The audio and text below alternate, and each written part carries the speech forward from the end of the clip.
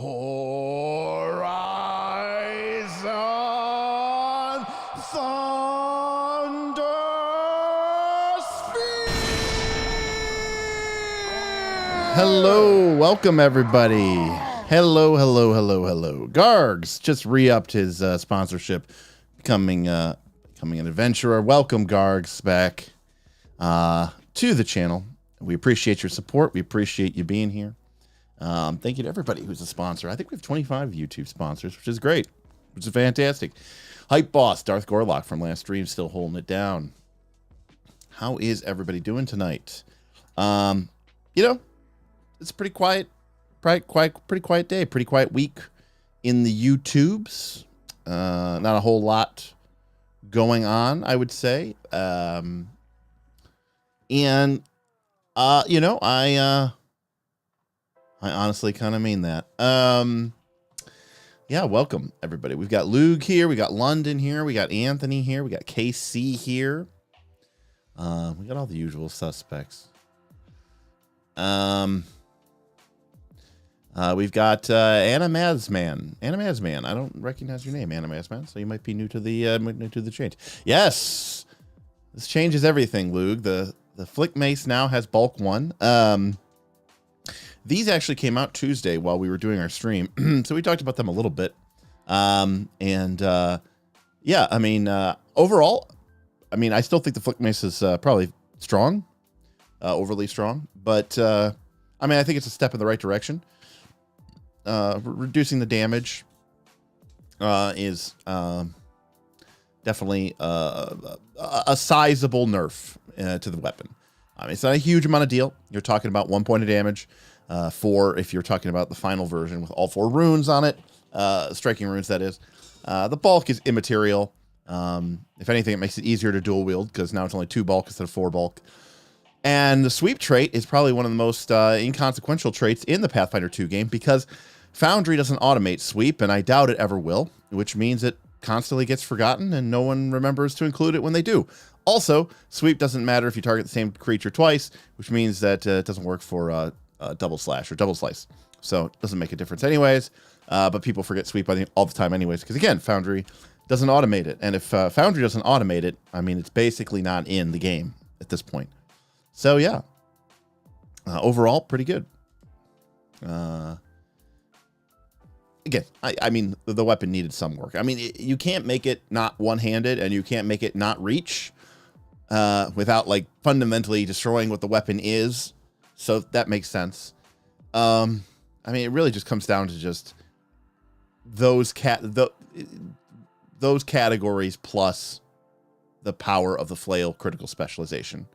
And until you fix the critical, I mean, you could get rid of it being one-handed, but then it wouldn't be like what it is, and you could make it not reach, and then it would not be what it is. It's really just the problem with the critical specialization, which is already very powerful, even in the hands of just a hammer wielder, a maul wielder, or just a normal flail wielder. But when you give that to somebody at range and you let them use potentially 2 of them, which, obviously gives them a great chance of getting at least 1 critical strike on it if you're a fighter, or if you let them use a shield and their offhand as well, so they could be very defensive and still hit people at range. I mean, it's just a mess, So it's great. Well, you're new. Okay, awesome. Well, welcome, Animazemon. Animazemon had a question, which said, what do I think about what's going on with everything that's happening out there in the world? And you know what? We actually made a secret video. Let me see if I can find it. I don't even know if this will work. We actually made a super secret video. Here we go. I don't want to seem overdramatic, but this is literally a battle. I'm not going to play the sound. I don't want to seem overdramatic, but I don't really care what happens here. Oh, maybe it did play the sound. That was our super secret video. I don't know if it played the sound or not, but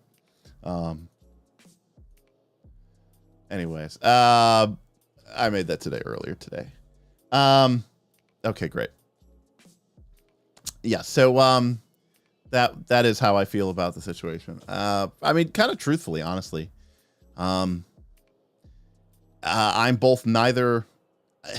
Number one, I think this makes sense. I mean, this is just the way things go. It's the way things work.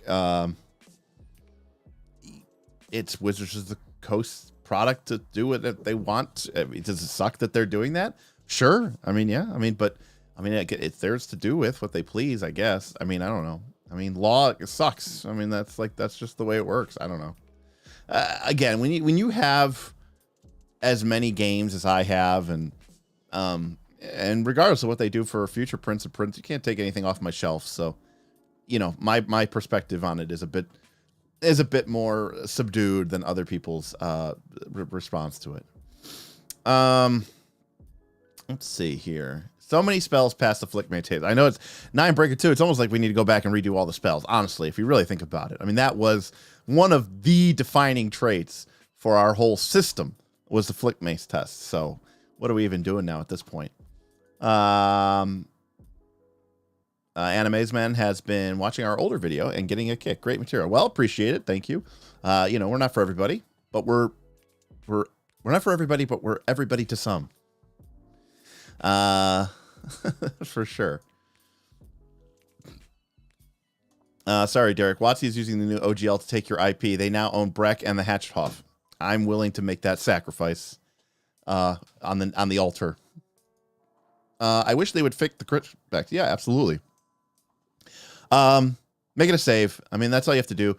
I actually think it'd be really interesting because right now you have the swords group, which makes them flat-footed. And if that just stayed the same, it just made them flat-footed, no questions asked. Whereas knocking them prone obviously makes them flat-footed, and it gives them a -2 penalty to their attack roll. And if they want to end that condition, they have to burn an action to stand up, which also triggers movement-based reactions like attack of opportunity.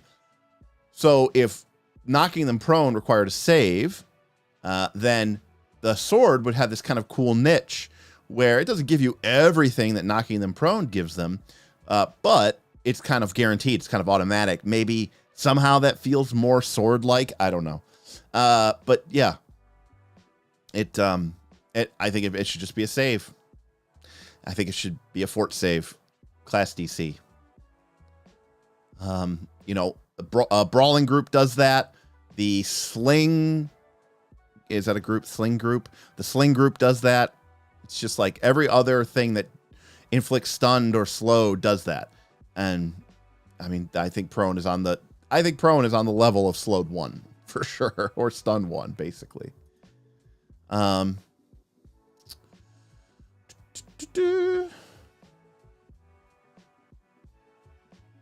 Mike says we're kind of in the reactionary first blush period. Yelling is to be expected before tempers are tempered. I also think we just live in an era of hysteria, sorry, and overreaction. And I'm not going to lie to you. You know, Ronald is, I don't want to say he's a good friend of ours because we don't really know him that well, but, you know, I've dropped the guy some bucks and, you know, he's definitely shouted us out in a few videos, and I've done a couple collabs with him. He seems like a great guy. I think he did 70K views on his video in less than 24 hours, which is like the biggest video that, you know, most of us here in the Pathfinder 2 space have ever done. And he did it in a single day by just talking about the OGL and, you know, some of the news that came out of the Roll for Combat video yesterday. You know, the content creators, the Gizmodos, the IO9s, like, they're going to push this because drama sells, you know, it gets clicks. It pushes the you know, the agenda of just drama and reactionaryism and just people wanting to be upset rather than just play games. So yeah, I mean, I get it. Guitar Guy Nick, what do you think of the new errata and the choose your boost? So the thing about that is, number one, you're talking to somebody who is definitely in a sort of an anti-simulationist mindset right now. Pathfinder 2 is a very, very precision-based game. Okay, so the numbers matter. The stats matter a lot. You know, a 1 point difference, 2 point difference to me is a huge deal. A 2 point difference is the difference between, you know, a war priest and, you know, a barbarian in attack roll. So I think it's a huge amount of difference. It makes a huge amount of difference. And so if you're going to make a game that has that kind of type math, and then at the same time, you're going to make a game that's basically it's all about player choices. It's about giving players, by the way, it's not about giving players hard choices. I cannot stress this enough. If you want a game that's about making hard choices, you need to go play like a very, you know, like Magic the Gathering or, you know, play Draft or something like that. Or a very, you know, competitive constructive format or a very, very, you know, demanding video game. Because Pathfinder 2 is not about making hard choices. It's just about presenting a ton of choices and letting you pick them. And so there exists this sort of false dichotomy where, you know, you say, oh, that could be anything you want. And you're like, okay, I want to be a dwarf bard. And it's kind of like, okay, well, then you're going to kind of suck because your charisma is going to be low.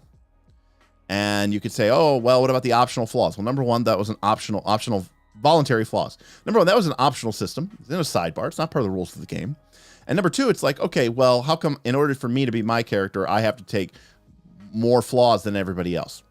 So from that perspective, I'm okay with it. I think it's a fine change. Number one, they kept it the old way. If you want to play a character that has 3 boosts, then you're going to have to take a flaw, and you're going to have to be some sort of demi-human. I know that term isn't really used anymore, but you're going to have to be something that's not human. And that to me is fine. I don't particularly care anyways. And if you use voluntary flaws, which I'm led to believe a lot of people do, I've been playing Pathfinder 2 for 3 years, and in none of our campaigns that I've played or run have we ever used voluntary flaws. I mean, people say it's for role-playing. It's not. They're lying. It's for min-maxing. It's for car-opping.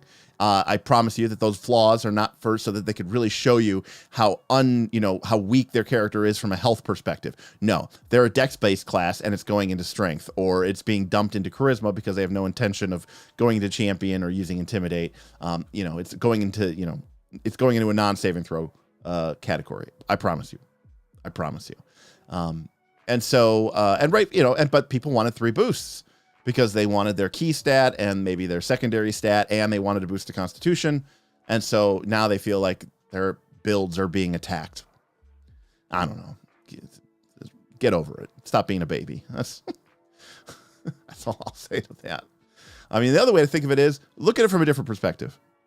Look at it as every class. I mean, for starters, I've been playing D&D for a long time. In my mind, the fact that humans get a ability boost at all just already seems weird.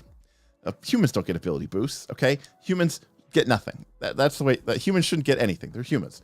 But I would just think of it as all ancestors, the same way that at step 4, everybody gets 4 free boosts. And the same way that regardless of your background, you get a boost and a free boost. All ancestries get 2 free boosts. But some ancestries get 3 boosts and a flaw.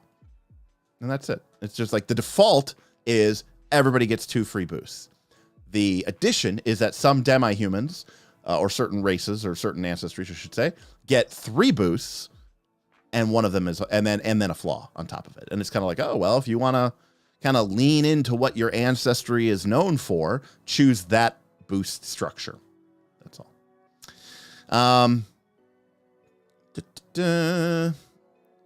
So Svin says class DC fort save for knockdown. He's saying it's such a no-brainer. 100%. I don't know how that's not even a thing, honestly. Damien agreeing with me here. All right, we got $10 super chat from Ninebreaker 2 super chat. I'm sorry, Ninebreaker. I'm sorry I missed that. Give you the strong. All right, Ninebreaker 2 says the juggler archetype, which we covered last time, which is this. On the surface, it's like, oh, it's a circus archetype and you can juggle. Seems a little bit weird, but we have one that can light up fireworks. But like laced into it is all of this strange, I'll call it combat potential. It's a very weird feat. Or a very weird archetype. He says, Juggler archetype is the peak of PF2 power level. They don't want you to do super magic or anything, but wacky FBT that is ultimately inconsequential in the game, grand scheme of the game, then just go nuts. And yeah, I mean, that's kind of true, actually. They want to give you a lot of choices. You know what it's like? I'm going to put out, for the U.S. government, our House of Representatives is like in the third day of not being able to pick leadership, which means functionally our government isn't working. Options in Pathfinder 2 are kind of like,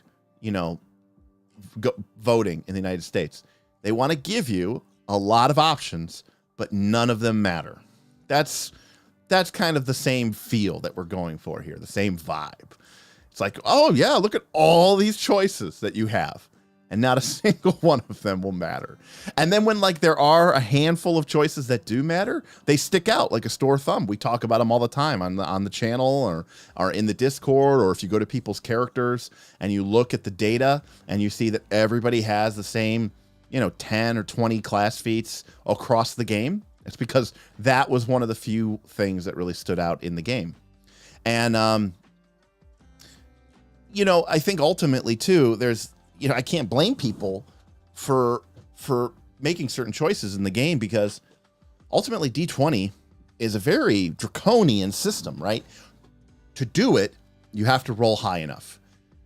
And that means that even if you're role playing in a sense, your character still wants to be efficient, because if you're trying to save the day, you need to be able to hit, or you need to be able to pass that skill DC.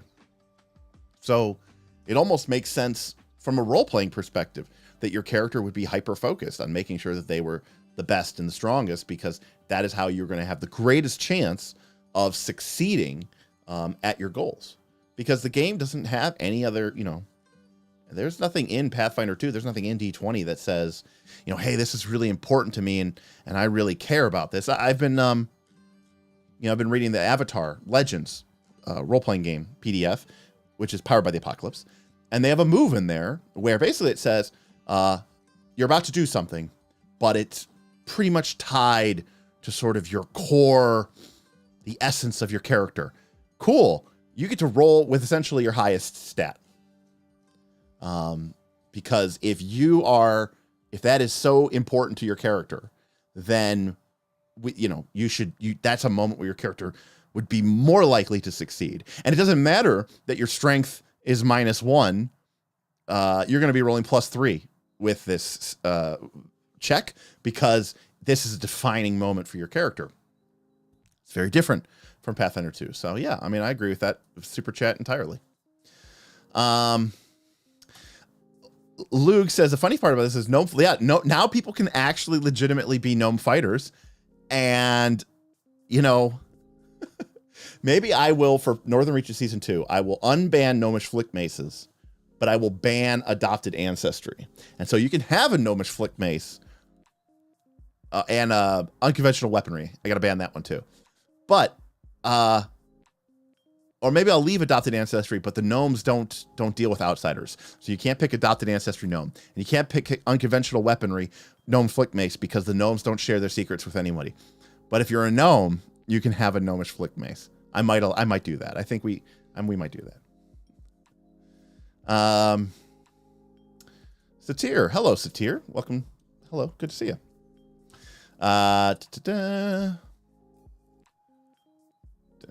Let's see. Removing voluntary flaws is going to protect min-maxers from themselves, and no one else gives a crap.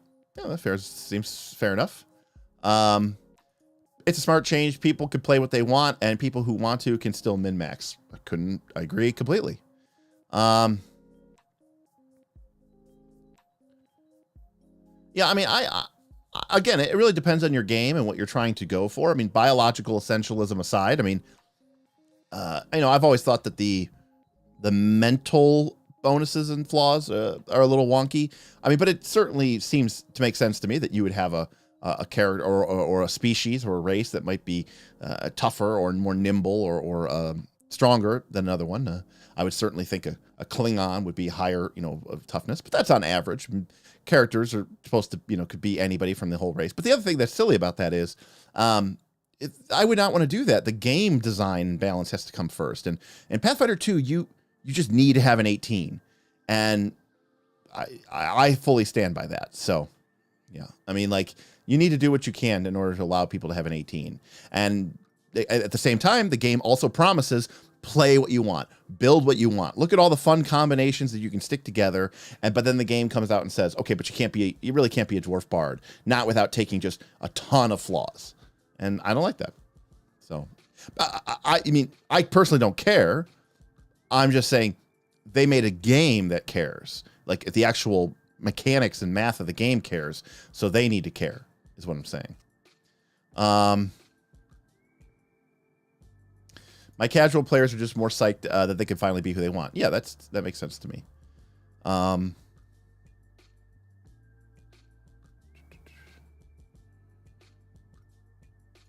You need that Diet Mountain Dew sponsorship. Save me money when I go to sessions. Yeah. Listen, I'd love to get the Diet Mountain Dew. You know that. Look, I've got it right here. Do the Dew. Diet Dew. Join us on Gym Night, new channel starting soon, where you'll be watching my fat ass talk to you about fitness and nutrition, because that makes a lot of sense.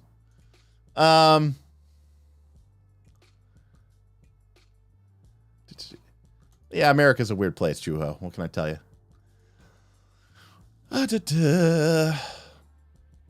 Yes. Aaron Barter. Only gnomes can biologically use flick maces. Yes, it turns out it's actually completely... I mean, to be fair, Adopted Ancestry does say that you can pick any ancestry feat, but it the GM's discretion, if it would rely on an essential component of their physiology, it's not allowed. Don't voluntary flaws. The old system let you start with an 18, even if your ancestry is a flaw, because you get to use both the free boost and the... Yes, Platypus Bill, that is also correct. So technically, you could have had an 18 charisma as a Dwarven Bard in the prior system. The difference is you had to use an optional rule set to do that. So it's an optional rule. I mean, it's an optional rule the same way proficiency without level is an optional rule. It's an optional rule the same way that using stamina and resolve is an optional rule. But that's number one. And then number two, you have to take 2 flaws in order to get that boost. So you're counteracting the extra boost you get, and you're picking up an additional flaw. So you have to, like, pay a price in order to be a Dwarven Bard. Let's see here. I think it's a difficult thing to answer, but these are suggested scores of +3 and -1, but you can also just pick 2 free ones as a fine middle ground. Yeah, I agree with you. Self-confessed cynic says, when is Gym Night coming? I don't know. I got to make the channel. I've just been so crazy busy this week. It's actually insane. I feel so behind on things coming back to work this week, and yeah, so I'm just looking at my calendar. My calendar's filling up. It's just crazy. Someone on Reddit suggested humans should get a +3 -1 like the others. I don't mind that, actually, Aaron. That's actually kind of good. Yeah, I don't mind that. I don't know what humans would get. Let's make them the most OP things ever, right? Like it's like Dex, Con, and Wisdom are what they get bonuses to, and then they get a penalty to intelligence. That seems like a pretty good stat array. Should humans not be wizards, I guess. I'm okay with that. There should be a pool for that gym talk.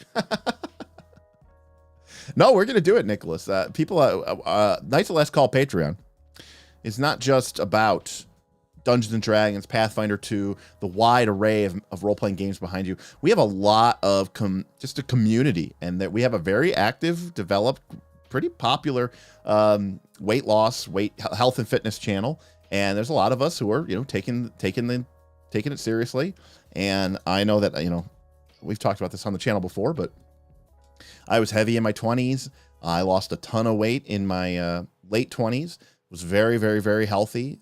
Did a lot of running, a lot of races, 5Ks, 10Ks, half marathons. I was in really, really great shape. And during the last couple of years, while everybody struggled, I struggled at home with COVID and my business failing, and because of COVID, and You know, I just gained a lot of weight and need to address it. You know, I'm 40 years old, not a kid anymore. I gotta stay the course.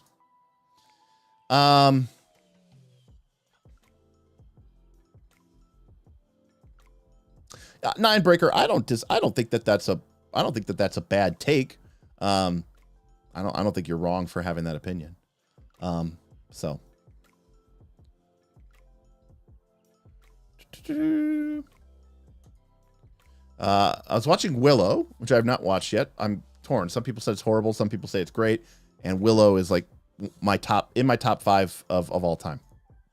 I was watching Willow, and at first I was thinking of them as D&D characters. So that didn't really fit, but then when I thought of them as Fellowship characters, it all fits so much better. That makes total sense, Carson. Fellowship is pretty much designed for that kind of... I haven't seen the show, but it's definitely designed for that kind of movie, if it's anything like the original movie. Yeah, let's see. Let's see, Voldo asking me questions about redesigning the EverQuest TTRPG. Let's see. I'm looking at Map Maker. Like Dungeon Alchemist is really cool, actually, Rich. I don't know Dynamic Dungeons. There's one that's called Dungeon Scrawl, which is just, it doesn't really do it automatically for you, but it's just a really simple, easy web-based API that lets you just kind of quickly sketch out dungeons, called Dungeon Scrawl. That one's pretty good. A lot of people have gotten good use out of that one. I still do it on paper, so I'm horrible.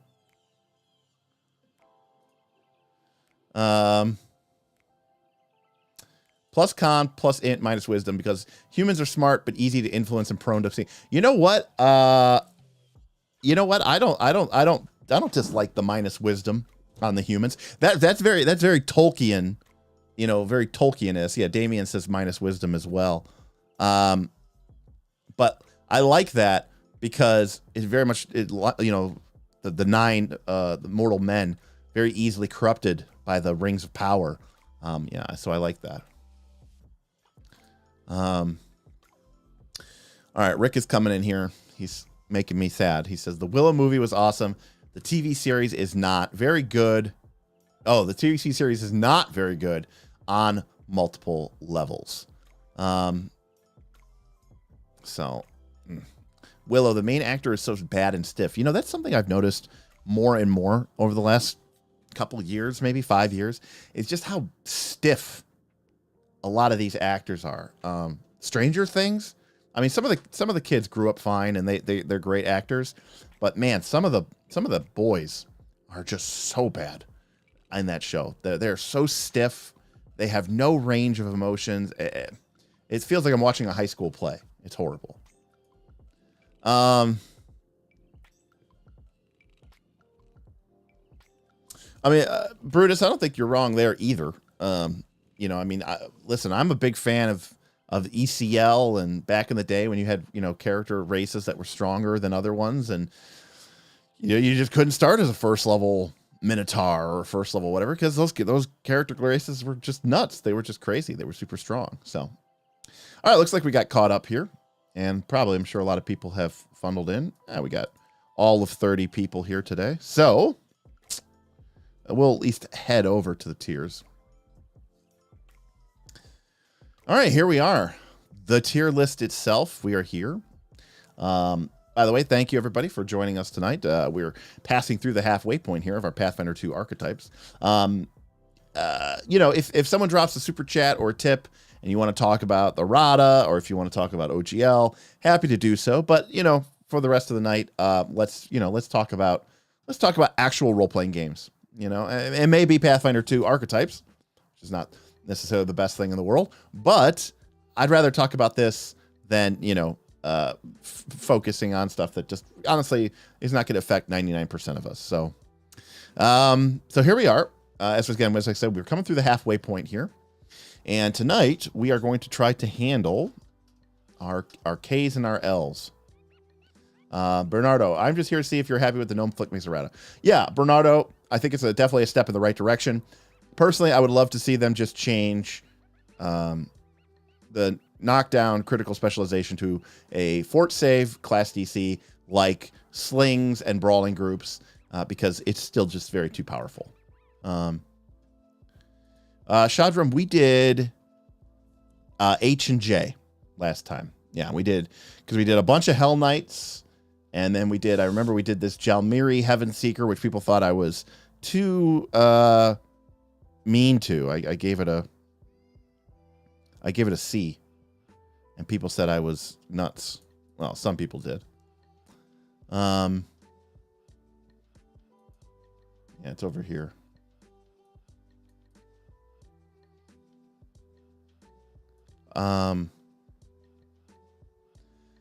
Juggler, and then we were gonna start off here with the Knight Reclaimant, and the Knight Vigilant, and then we have the Last Wall Sentry, the Lich. That'll be a fun one. And then we have Lion Blade, Living Monolith, Living Vessel, Lore Master, and that's what we're gonna try to get through tonight. Not a whole lot, but you know, I've learned to be fairly limited in my expectations when we get through these things. So let's get into it. Knight Reclaimant. Satir, well said, sir. Well said. Damien is saying I should start with the Last Wall entry. Will the WotC OGL stuff affect 13th Age, or is that its own OGL? Carson, to my knowledge, 13th Age uses OGL. But it all depends on whether you think that these... Look, I said I wouldn't do this unless someone super chatted or tipped, which, by the way, if you want to do, you're free to do so. We got the link below. Also, check us out, patreon.com/nightslastcall. Like and subscribe, because that makes a difference when people ask for that. I love talking with you all, and, obviously we only get 2 times a week to do that. So it's fun when we can jam like this. All right, so Last Wall Sentry is the precursor for these. So we're actually going to start with the L. So what I was going to say was... it really just depends on whether or not you think that there's even if it legally says that they're going to be able to retro affect it, whether Wizards of the Coast would actually do that. I mean, I could definitely say that going forward, the OGL is very, draconian. So, all right, that's the last I'm going to say about it. So I'm happy to talk about it, but we're here for archetypes. So, only if, like Wizards of the Coast and Hasbro, only if somebody, engages with capitalism am I actually going to pay attention to it. All right. So here we go. Last Wall Sentry. We got the Last Wall Sentry dedication. We got to be level 2. We have to have shield block. Interesting. That's a general feat. So, unless we're a human, or obviously a fighter, or ironically enough, a druid, or a war priest, which is kind of cool. Man, how do champions not get shield? Do champions not get shield block? They have to. I must be crazy.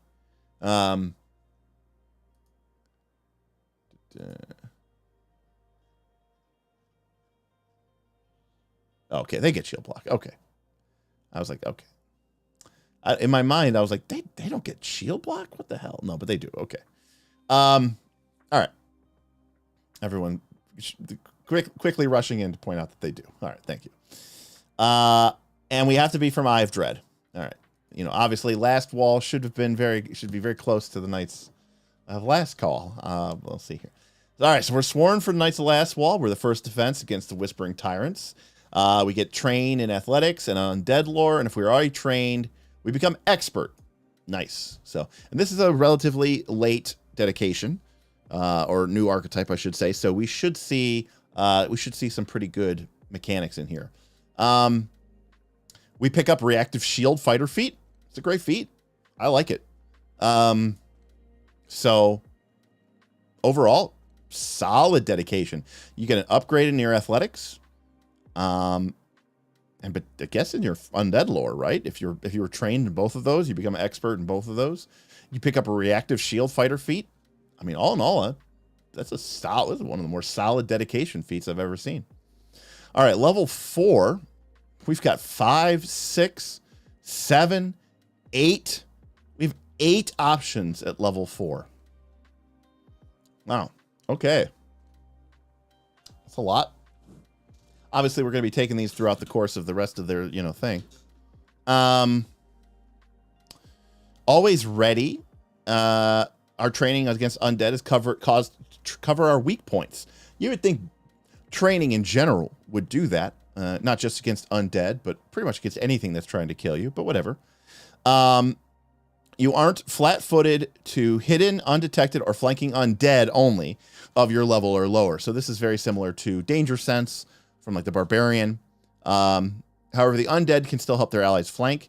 If all of your opponents are undead, you get a +1 circumstance bonus to initiative rolls, which unfortunately won't stack with like your scouting or anything like that, but gotta love these things. The GM determines whether to apply this bonus if undead are disguised as another type of creature, or if another type of creature is disguised as an undead. Or if there are additional opponents you haven't noticed who aren't undead. That is probably the most horribly written sentence I've ever read in my whole life. Or if there are additional opponents you haven't noticed who aren't undead. Undead are known to disguise themselves. I definitely agree. Very specific feat, but very good. I mean, picking up basically a barbarian class ability. Obviously, it's only against undead. But, you know, if that's 50+% or something of your combats, yeah, I mean, I'm down.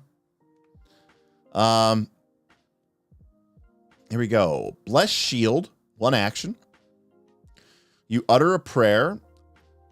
Oh, so your uttered prayers become an Aegis, drawing the blessings of your deity across your shield until the beginning of your next turn. Any shield boss or shield spikes gains the Ghost Touch property. Additionally, damage you take as a result of an incorporeal creature strike can trigger your shield block reaction, even if the damage isn't physical damage. That's a lot. I mean, you know, for an action. Here's the thing. I wish it just said, and you raise your shield. That's all this should say. It should say, and you raise your shield, because that would be cool. I think you would get a lot more value out of this, because it's obviously already only useful against not just undead, but incorporeal undead. But I think this is just missing that line of text, which is it raises the shield.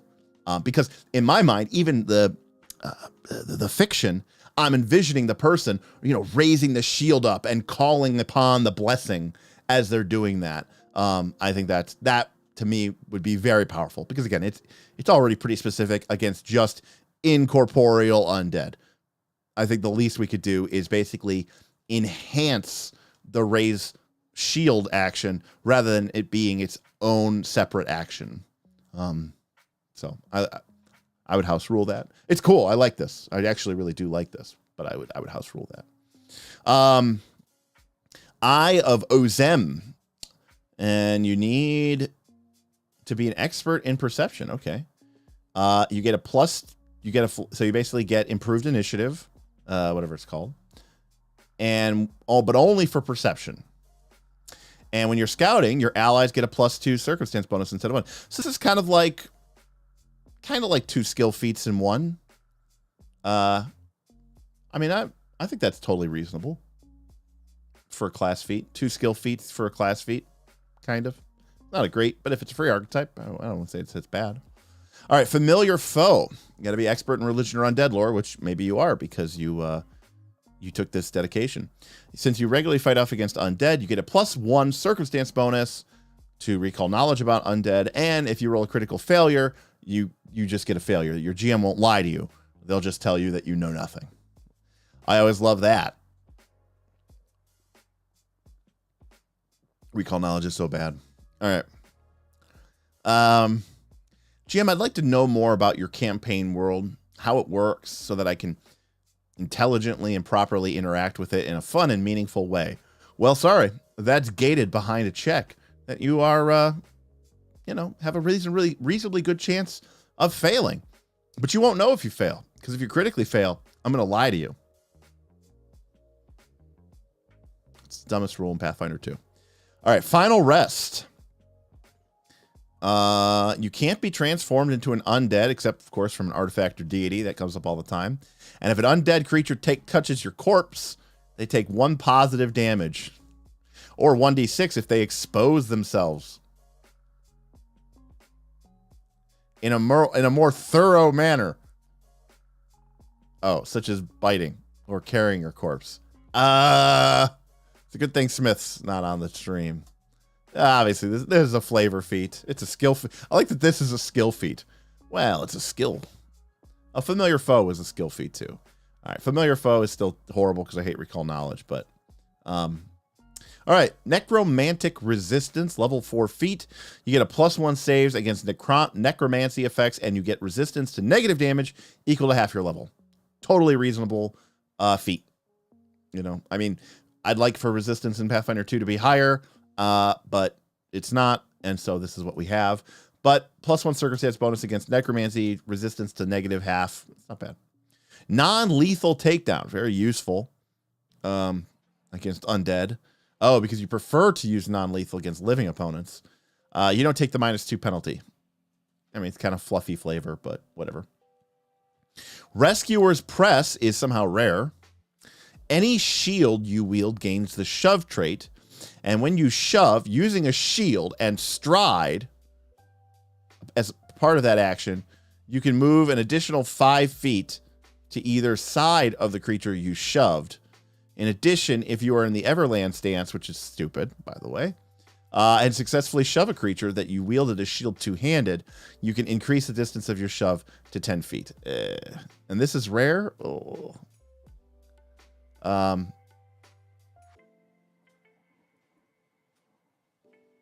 Satir, I do agree with you. I mean, I'm not in love with all of these options, and I'd hate to be giving up my level 4 real class feat, but if I was using free archetype, I think these would all be totally fine options. I'd be excited to choose some of them and maybe pick up other ones for, again, just to fill out my character and be flavorful. I mean, there's nothing, you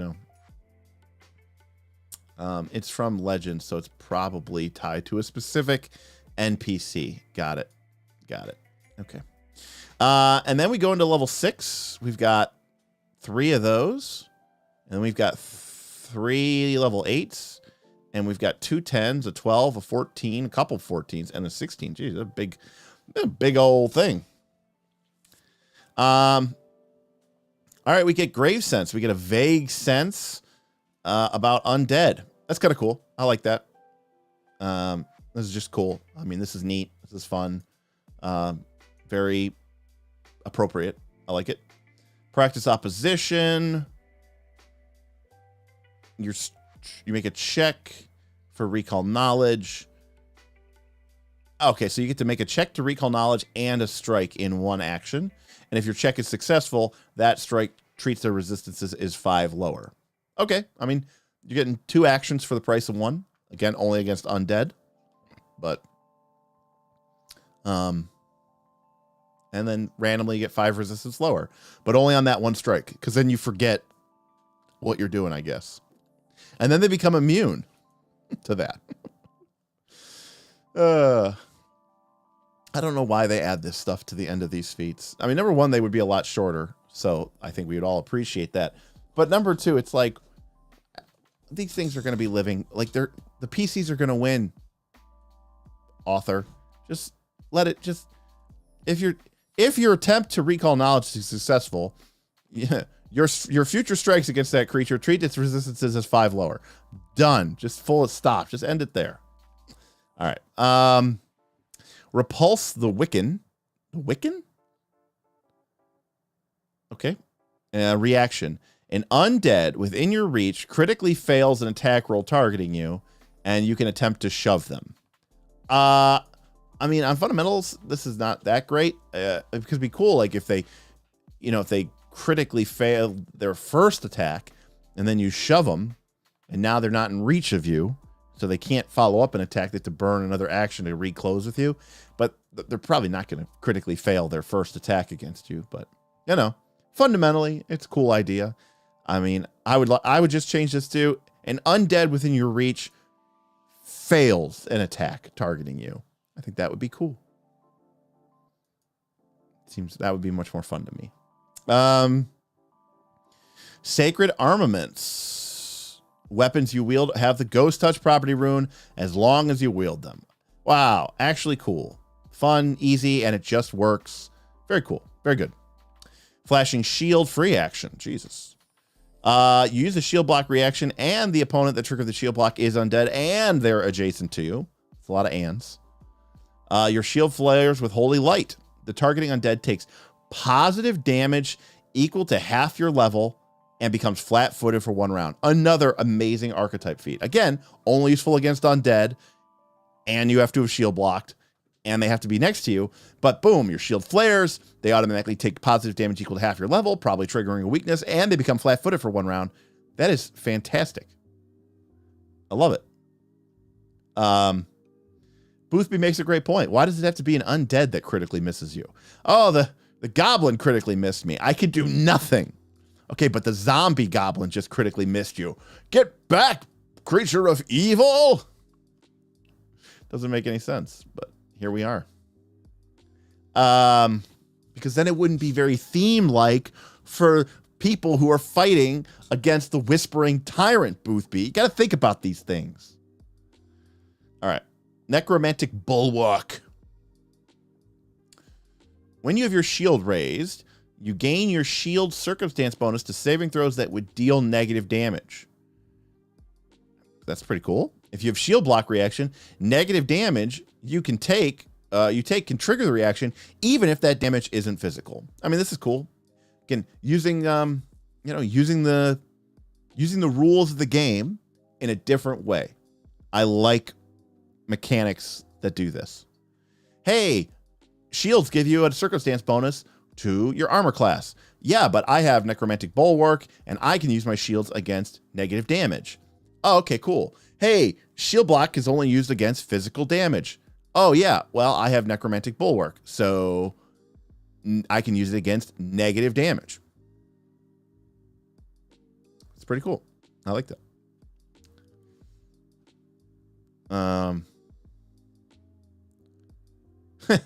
Yes, if you don't have shield block, get fucked. But you need shield block to take this, so... to take this dedication. So it kind of doesn't make much sense for them to even say this. But... Necromantic Tenacity. If you roll a success on a critical save throw against a necromancy, you get a crit success instead. And if you get a crit failure on a save, you get a failure instead. Love it. It's very cool, very flavorful, very awesome. Very cool. Again, specific? Yes. But at least it's against all necromancy, not just necromancy from an undead. But very cool, very appropriate, very thematic. Makes your character very strong against these effects. And, that could be a fort, that could be a reflex, that could even be a will save. And I love it. This is very cool. Grave Sight. So this is upgrade to our sort of generic, vague grave sense. And it's now imprecise within 60 feet. And so it does all the same things that an imprecise sense does, like hearing. But, again... still kind of cool. Just that idea that your character can literally now almost perceive evil. It's interesting that they call it grave sight, and yet it's still an imprecise sense, and sight is a precise sense. So this doesn't make any sense of the name, but I appreciate what they're trying to do here. All right, we're getting up into the level, the double digits here, the 10s. All right, Last Wall Warden. You can use your shield to protect your allies, not just yourself. If you have a shield raised, you can use shield block when an attack is made against an ally adjacent to you in addition to its normal trigger. So that just works, period. But if it's an undead and they're within 10 feet, then we can become adjacent to them, and then use shield block. So again, a situation where if my ally is being just ravaged by an ogre 10 feet away from me, I go, I'm sorry, buddy, I'm not trained for this. But if the ogre turns out they're a zombie, I go, haha, stand back, villain. And I quickly make my way over there on my opponent's turn, and I'm able to save you and block for you. But, because the ogre was a zombie now. So that made a big difference to me. Before, let's be honest with you, I really just didn't care. It's not that I couldn't do it. I just couldn't be bothered to. It's not even a zombie. It's not even undead. I don't have time for this. All right, No Stranger to Death. You get a +2 circumstance bonus against death, disease, and evil. And if you become drained or sickened, you reduce the penalty that you take from that condition by a 1 to a minimum of 0. Great feat. A little high level, but great feat. I love it.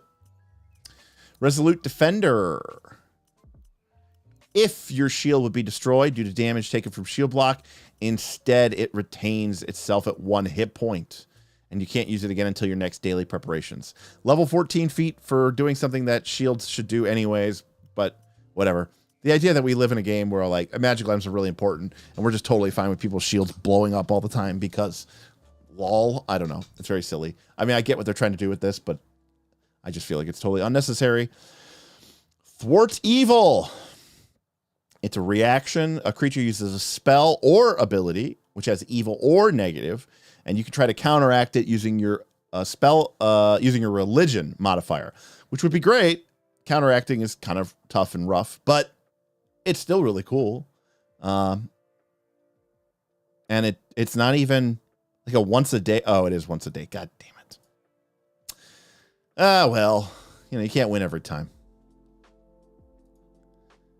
Withstand death.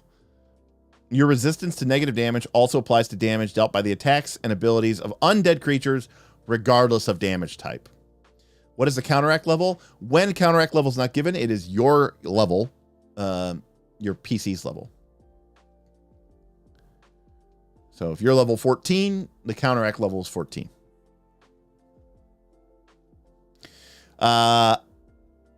And then withstand death. You just get flat out resistance to undead, which is pretty sweet for an undead campaign. Okay, so last wall sentry, very, very cool. I'm going to say that this is very flavorful. I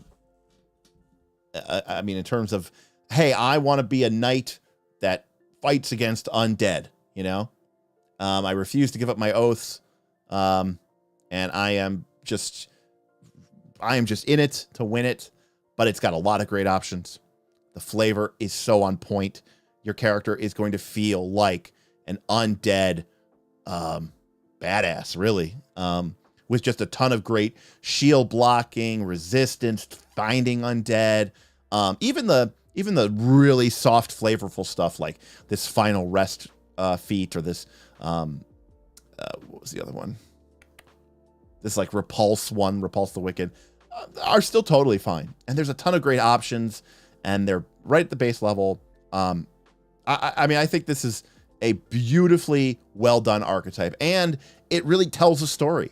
It tells a story. The abilities you gain are going to make you feel, you know, I think this level 16 capstone is just such a great ability. And it's not level 20, at which point the game won't even matter. It's like, no, by the time I got to level 16, we still got like the last 25% of the campaign to go through. And now my character just resists all damage from undead. I'm taking off 8 points of damage from every attack. That is very, very, very cool. I love this. I think this is one of the best archetypes we've seen. I'm going to give it an S tier. I think this is fantastic. Now, remember, this is in the flavor category. You know, that doesn't mean that it's the most powerful, mechanical, broken thing ever, because that would definitely be in our mechanics category. I just think this archetype delivers. I think it delivers on the fun and the flavor of being this, you know, this kind of person. So, well done.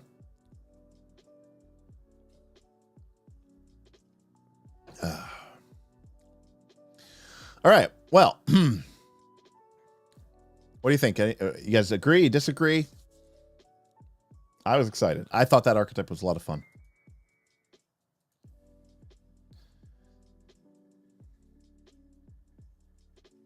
Like, I would be so happy if more of every archetype was like awesome like that. Ryan says B. Unfortunate says biased because of Knights of Last Wall. I mean,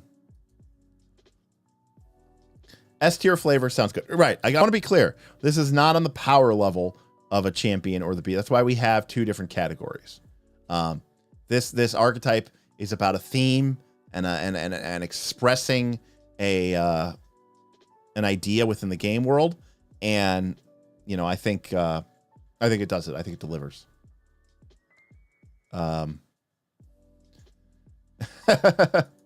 The Everland stance. You don't need Everland stance to be in this. I do agree. Everland stance is, I think that's what you're talking about. I think that's super stupid. All right, so now we can go back and we can do our 2Ks, which is the Knight Reclaimant and the Knight Vigilant. So we need to be a member of the Knight of Last Wall, basically, to do this. So the Knight Reclaimant is more subtle. They're like sneaking in and sort of being like subtle about it. You know, subtle tactics, focus on stealth, survival. And the Knight Vigilant is sort of our more martial, moral, heroic, honorable, badass knights. So here we go. So here we go. Knight Reclaimant. Aha. We got our dedication. Let's get into it. The Knight Reclaimant. We take this dedication at 6. We need stealth and survival. We become the Crimson Reclaimers. We get expert. We get double expert in stealth and survival. We're level 6. So probably already have those. Maybe. Whenever you roll a successful save against an undead special ability, you get a critical success instead. Great.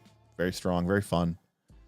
This applies to any abilities that come from being undead in addition to an undead's innate spells, but not its prepared or spontaneous ones. Still, fantastic. That's a great dedication. A lot of fun there. Ashen Veil, 3 actions. It's got the skill. It's a skill feat. It's level 7. Manipulate as well. You have to be a master in stealth. So we had to have just upgraded our stealth here at level 7, which is great. We could have just done that. So skill increase. Stealth. Wait. Is that how that works? Yeah. But we don't have a feat at 7. Unless we're a rogue. Okay. Anyways, I'm getting off balance here. By smearing ash or tainted earth over your skin and armor, you shroud yourself from undead. You become concealed to undead using vision or life sense, allowing you to hide and sneak without using sources of... Awesome. And this lasts as long as it takes, as long as you keep making hide, sneak, or other... I love that they say this other, or this other...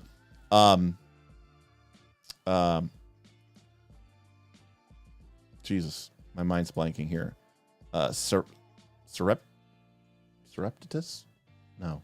Surreptitus actions. There we go. The GM determines what actions end the effect, but, you know, obviously attacking, casting spells, whatever. But this is fantastic. This is so awesome. This is great. We get another skill. We got a lot of traits on this one. All the traits. Syrup issues. Yeah, syrup tissues. Channeling the energy of the Crimson Voice. You pronounce in a tone freezes blood. Attempt an intimidation check to demoralize, but you do not suffer the penalty if they don't understand the language. You can't use intimidating glare. If you critically succeed, your target becomes stunned 1 or stunned 2. After using this feat, you are fatigued until the end of your next turn. So it's just for 1 turn. And you can't use this feat again until the end of your next turn. This is awesome. This is great. How cool is this? It's got a lot of traits going on with it, but, you know, it's got concentration, auditory, emotion, fear, mental skill. But, man, this is fantastic. And it just gets better against undead. I mean, sure, it's only on the critically success, but critical success stun 2 on undead? That's great. It's fantastic. So, love it. It's awesome. Invoke the Crimson Oath. You get a focus spell and a focus pool. It's divine and it's charisma. Let's take a look at this bad boy. 20-foot cone, 2 actions, basic fort. You swing your weapon, and it's a distractive beam of energy, very anime-like here. You deal normal melee damage from your weapon, so you turn your weapon into a 20-foot cone. And if a creature fails their save, they also get the critical effect, the critical failure effect from your thing. So Wow. That's pretty great. So get yourself a hammer or a flail and then invoke the Crimson Oath and just watch people hopefully critically fail. And, that'd be sweet. I love it. That's cool. Look, we're playing super fantasy, magic, awesome anime superhero game. So why not? Awesome. Love it. After this week, Ayla, I needed it. Reactive pursuit, reaction. Okay, same things. Enemy moves, and we get to move away from them. At level 8, I don't know. These are okay. I'm not a huge fan of these feats. Barbarian gets them, no escape and stuff, but I don't know. It just never seemed to be as good as you want them to be. I guess you're saving yourself an action of having to re-engage with them. So, all right, I'll take it. Scout's Warning. Everybody gets +1 circumstance bonus. It's a free action. Cool. Again, this character has sort of that roguish vibe to them. Still good stuff. Survivor of Desolation. You get +2 circumstance bonus against unnatural weather or environmental hazards occurring in blighted or marred regions. And if you get a success, it's a critical success. And if you get a critical failure, it's a failure. So it's only against weird weather. But again, it's very flavorful. And, you're getting, not only are you getting the numerical bonus, which is great, but then you're getting the double upgrades. I love it. This is great. Hilt Hammer. Melee weapons become versatile bludgeoning. It's a little high for level feat 10, but it's a funny feat. Shall not falter, shall not rout. You get a new focus spell and some focus points. What do we get for this bad boy? Healing. Calling out the 5th line of the oath the first time. It's one action, lasts a minute, verbal.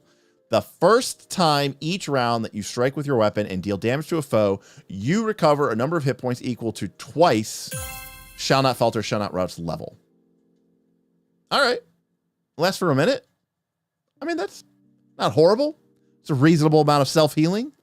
So, you're getting it at level 5 base. So you're getting 10 hit points every round you hit for one action. If you do it 2 or 3 times over the course of a fight, you're getting 20 or 30 or 40 hit points. It's not bad. It's not bad. It's not great. It's not bad. Hey, we got a super chat from our friend in England, Cybersmith. The Lastwell stuff is fantastic flavor. I think other surreptitious actions might refer to things like inventor sabotage or thievery checks. I completely agree with you. I think what I'm saying, Cybersmith, is I love that they included that. They didn't just say, nope, you must be hiding, you must be sneaking. They're saying, look, if you're doing stealthy things that are designed to, like you said, thievery checks, sabotage, sneaking in, just being quiet and trying to, infiltrate something, then it's still going to apply. You'll catch the VOD later tonight. All right. Excellent. Well, thank you so much for that super chat and cheers.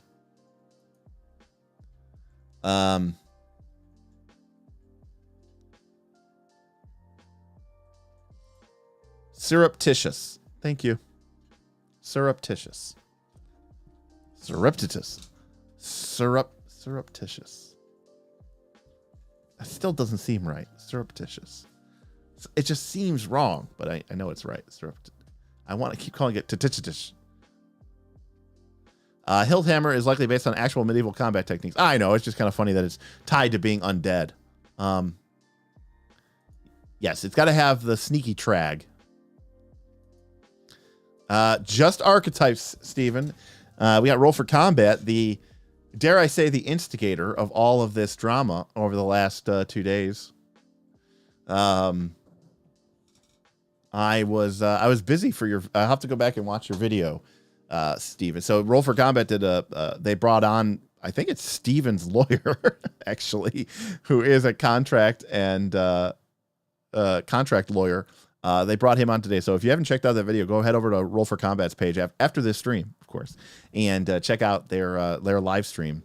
And they this person went through and picked it apart, and is, at least to my understanding, at this point in time, the most qualified person to weigh in what this means and what this may imply. Because obviously we are all wondering what all this nonsense means and what it does, what kind of implication it has, not just for the future of D&D, but for the past stuff as well, including stuff like Pathfinder 2. So I was busy this afternoon. I did not get a chance to make it because Steven just tried to get out ASAP. So I'm going to check it out either tonight or tomorrow. But I look forward to sort of being at least educated where we're at. So, but no, Steven, we are just talking about Pathfinder 2 archetypes. We're talking about Knights of Last Wall tonight, and we're just staying focused and having fun talking about archetypes. So, Blade of the Crimson Oath, 2 actions, and it's power attack. But you can convert it all into positive damage. That's fun. That's cool. Trigger a weakness, and it's just kind of neat. And if an enemy has some sort of, bludgeoning resistance or, anything that, like that's fantastic. You can just get through that by converting it into positive. Sounds good. Did you include any of mine, Smiley? Well, we're only doing what's on Archives of Nethys, Roll for Combat. So maybe when we're done, we'll have to come back. We'll have to do a RFC special channel and see how you stack up against the competition. Camouflage is a ranger feat. You can hide and sneak even without being cover or concealed. Great, awesome, cool. For lightning. Wow, this is rare. So this is you have to have performed a special tech mission for Clarantha Iomedar. All right, so I'm not even going to worry about that but you get a focus spell. Let's see. You crackle with lightning for 3 actions for 1 minute, sustained. Yikes. The first time each round, and when you sustain it, the damage arcs a creature within 30 feet of your weapon, which you plunge into the ground, takes 3d12 electricity damage. So it's like a weak lightning bolt each round, because a lightning bolt does 4d12. So, you're spending an extra action in the first round, because through the first 2 rounds, you'll have spent 4 actions on this. And a lightning bolt, you'll have only spent, and in those same actions, you could have cast. And this is 6. We're level 6 here. Yikes. No, lightning bolt would be doing a lot more damage here.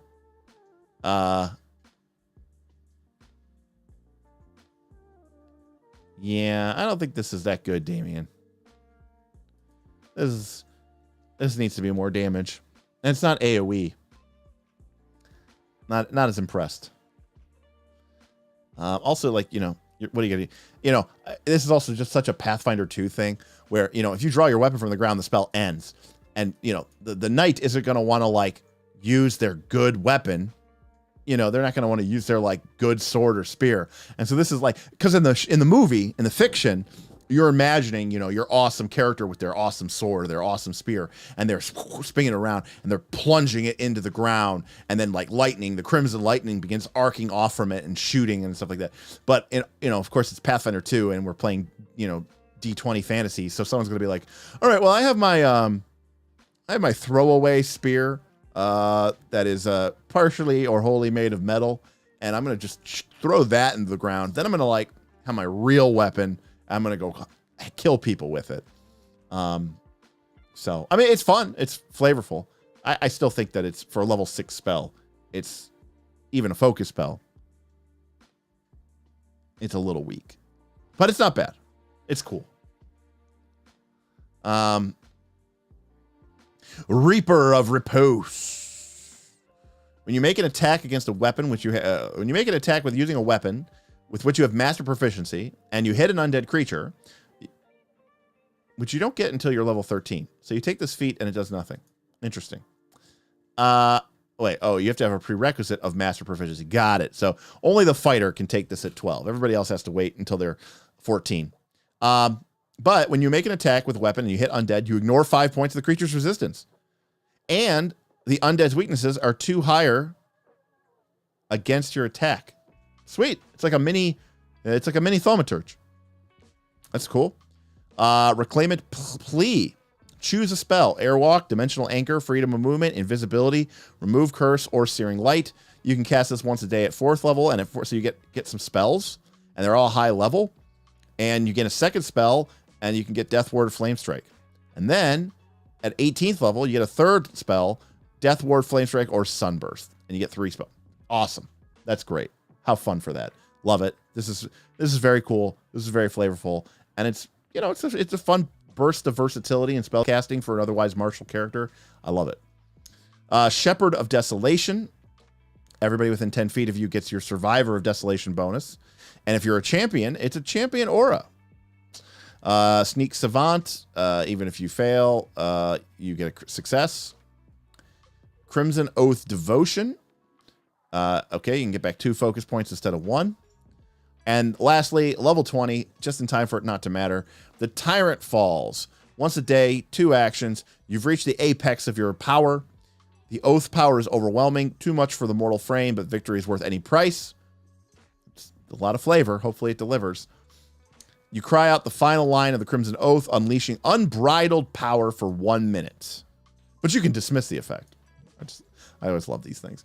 At the beginning of each of your turns, you become drained 1, or you increase the value of your drain condition by 1 if you are already drained. You can't reduce the value of the drain condition or remove it while the Tyrant Falls is active. Awesome. While the Tyrant Falls is active, your drain condition does not penalize your Fortitude save. So it's like doing all these jump ropes. It's like drained, but it stacks, but also it can't be removed, but also it doesn't remove your Fortitude save. What we're really saying is you're going to take 20 damage a round, and your max HP is going to go down by 20, or your max HP is going to go down by 20 a round. That's what we're really saying. You can cast Invoke the Crimson Oath at will without expending focus points, and when you do, increase the area to a 40-foot cone. And again, that's the thing that turns our weapon into an AoE cone. Awesome. At will, no focus point, and bone. You gain resistance to all damage equal to half your character's level. Awesome. Any melee weapon gains the reach trait. I don't know why. Or it increases its reach. I don't know why. And your strikes deal an additional 2d6 positive or negative damage, whichever is more effective against the target. What a badass feat. What game is this? I mean, yeah, it's level 20, but this is the stuff I want level 20 feats doing. Just insane nonsense that doesn't even seem like it should be in the game. Hell yeah. I love it. I love it. I love this one too.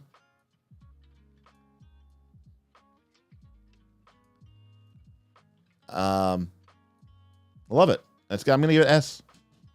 Another just fantastic, fun, flavorful, just set of abilities that is just going to make you feel like, I mean, yeah, Damien, you're absolutely right. It's literally like the limit break against the boss. Like, your character is going to be losing hit points and can't do anything about it, but just, going ham. And that just feels awesome. I love it. All right, let me move these over here. All right, so then we have the Night Vigilant. These are definitely long dedications, huh?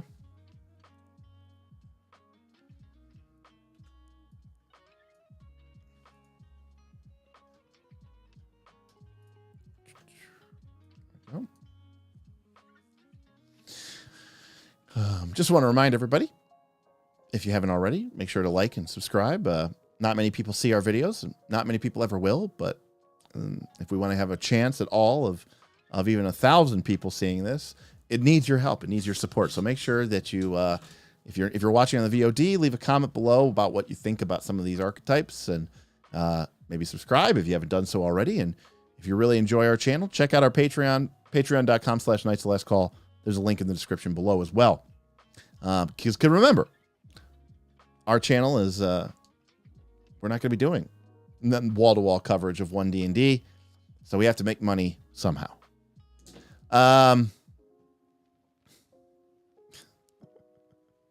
It's crazy out there, people. It really is. I've never seen so many freaking videos get made so quickly. Ayla, it's like a writer had a moment of clarity and went, wait, what if we made the level 20 feet normal? Except, and hear me out, we make it cool. I know, that was, I kept reading that, Ayla, waiting for, what do we call it? The Ayla's corollary or whatever, to kick in. I was waiting for the other shoe to drop, and it didn't. And that was kind of crazy. We need to make a Knights of Last Call archetype. Ayla's postulate. Thank you. Yes, I was waiting for Ayla's postulate. Yeah, Knights of Last Call archetype. Nice. Finish the series off. That doesn't, you know what, Satir? That's a pretty good idea. All right, so here we have the Knight Vigilant. We get expert proficiency in religion. And then when we are between an ally and a foe and we provide lesser cover, they would provide standard cover instead. That's actually pretty sweet. Again, taking something that we know exists in the rules and just tweaking it, making it a little different, making it a little better. I love game design like this. It should come as no surprise. Powered by the Apocalypse, especially the games that Magpie has been putting out, do this a lot. They say, here are the core rules of the game, and here's how your class interacts with those rules or changes those rules or those assumptions a little differently. I really love abilities and feats like this. I supposedly, maybe, I mean, if you have standard cover, could you hide? I don't know. But, yeah. All right, Chadram says something, but we're not talking about that until at least we finish these. We're already behind. It's like 8:15. We got to go through all these things. Maybe we'll only get through the Ks tonight. Geesh, these things are long. All right. So it's pretty okay dedication. Oh, you're all right, Chadram. You're fine, Chadram. You're fine. You get lay on hands at level 8. So a couple levels late, but that's okay. You know, you're not a proper champion of faith, but you don't need the charisma either. And you get lay on hands, and it's just lay on hands. I can't hate on that. I can't hate on this. Interrupt charge. A foe within reach attempts to move away from you, and you have a hand free. Make an athletics check against the higher of their athletics or fortitude DC. If you get a critical... this is... Yeah. I don't like this. It's just like, okay, they get a -5 penalty to their speed if you fail, -10 if you succeed, and if you crit, you disrupt it. That's what I don't like. It's just not good enough. Also, it just doesn't interrupt charge. I was hoping when I saw this, I was imagining a situation where, like, you basically, like, if, like, an enemy was, like, moving to interrupt or to attack one of your allies, like, you could move and get in front of them and protect them and, like, take the attack yourself. And instead, you have to have a hand free, and you're basically going like, hey, no, don't go anywhere. That to me is not cool. Phalanx formation. You don't provide lesser cover to enemies against your allies' attacks. That's cool. I like it. It's a fun little minor bonus. I mean, +1 AC is not nothing. Shield Warden, same thing from Bastion. When you shield block, you can use against your adjacent allies, which is great, fine, cool. This one so far, I'm not liking as much as I like the first two. Doesn't seem as robust. But we got a lot to go. Unshakable Idealism. You get a +1 circumstance bonus on saves and save against fear effects and emotion effects that inflict despair. When you would gain the fleeing condition, you can instead choose to stand your ground and be stunned. Preventing you from running and allowing you to re-enter the fight more quickly when the effect ends. I mean, it's true. Fleeing sucks because then usually you have to spend the next round running back in. But being stunned instead of fleeing doesn't really strike me as being like this huge advantage. I would much rather that your character just could ignore the fleeing condition and I don't know, and take it extra frightened or something. Again, I'm just not super impressed with this feat, and it does seem a little mechanically weak, and it's not fulfilling. I mean, for starters, I think the name's bad, but it's not fulfilling the fantasy for me of what I want this class and what I want this archetype and what I want this feat to do. So it's just failing to me on that respect. Emissary of Peace, 3 actions. Master in Diplomacy requirement. It's a skill feat. Even when bloodshed is inevitable, you would rather see your foes surrender. Attempt a diplomacy check to make an impression against a single foe whose hit points are less than half their maximum value. Bloodied. Man, Pathfinder 2 has always been quietly stealing from 4th edition. But here, these later books, they said, yeah, you know what? We're not even going to try to hide it anymore. Followed by an immediate request to convince the creature to cease fighting. Now, it's interesting. I got to ask. For those of you out there who don't use diplomacy to make an impression or to request when you're doing, say, social interactions in the game, you just rely on, fluffy bullshit, and then, you listen to what the players are saying and you make a decision to make a call. My question would be, would you still use this feat? Because this feat is using those same mechanics. They're just doing them in combat. Does that make a difference to you? I'm curious. Still, it's a little weird that you're this emissary of peace. Doesn't seem like you're that, but I like it. It's cool. I mean, it's a great get a bloodied character to surrender.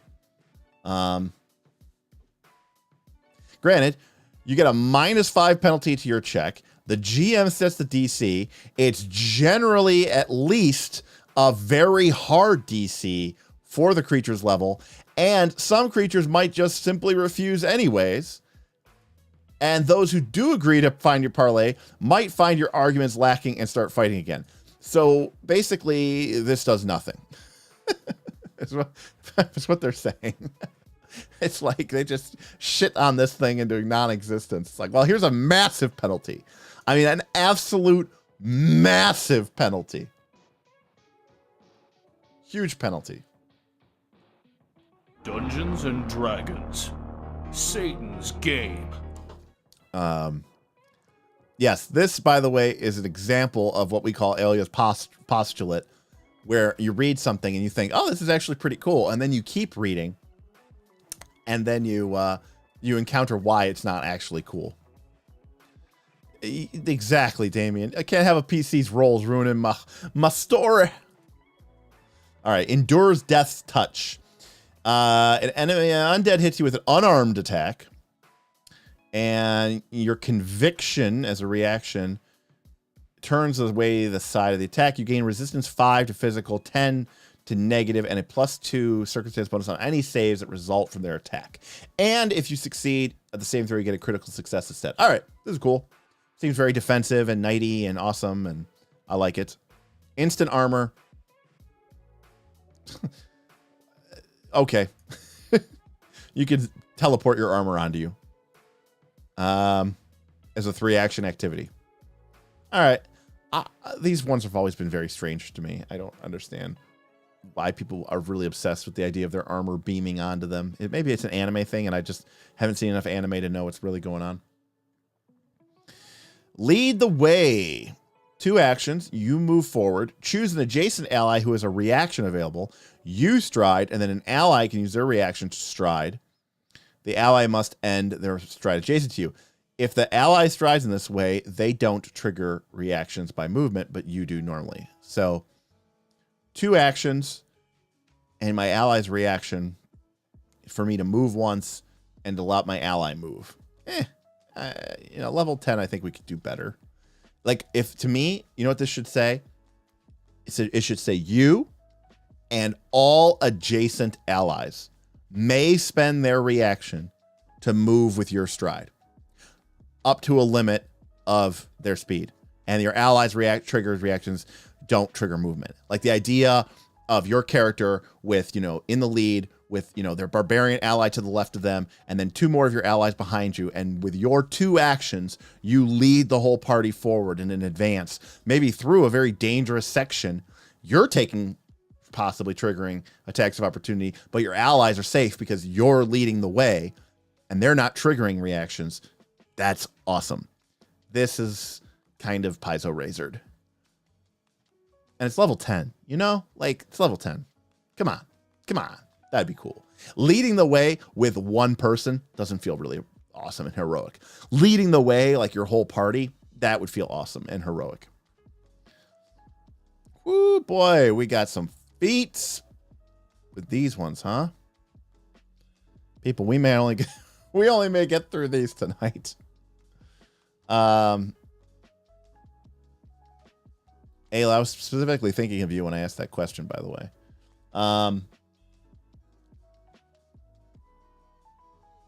Got it. Okay.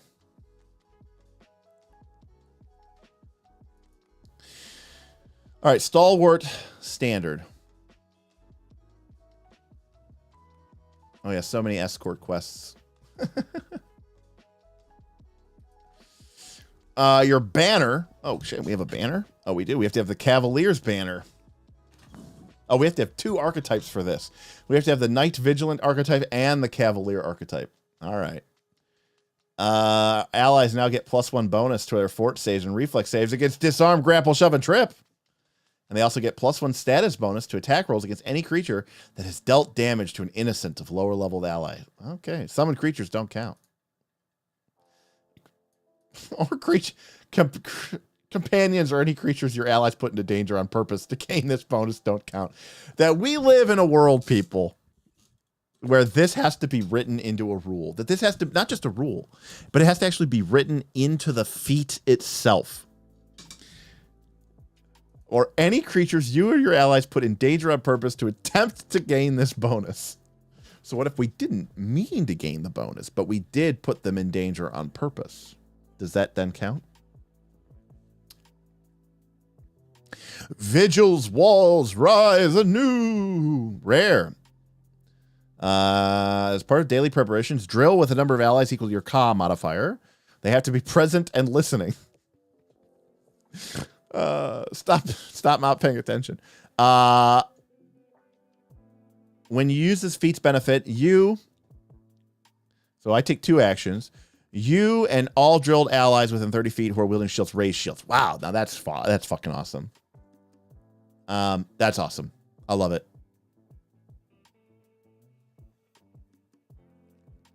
That's pretty cool. Like 2 actions for me to raise the whole party's shields. Like, that's pretty sweet. I would make one exception to this. I would let spellcasters cast shield too, because that would be sweet. You know, yeah. Cast shield spell, I mean.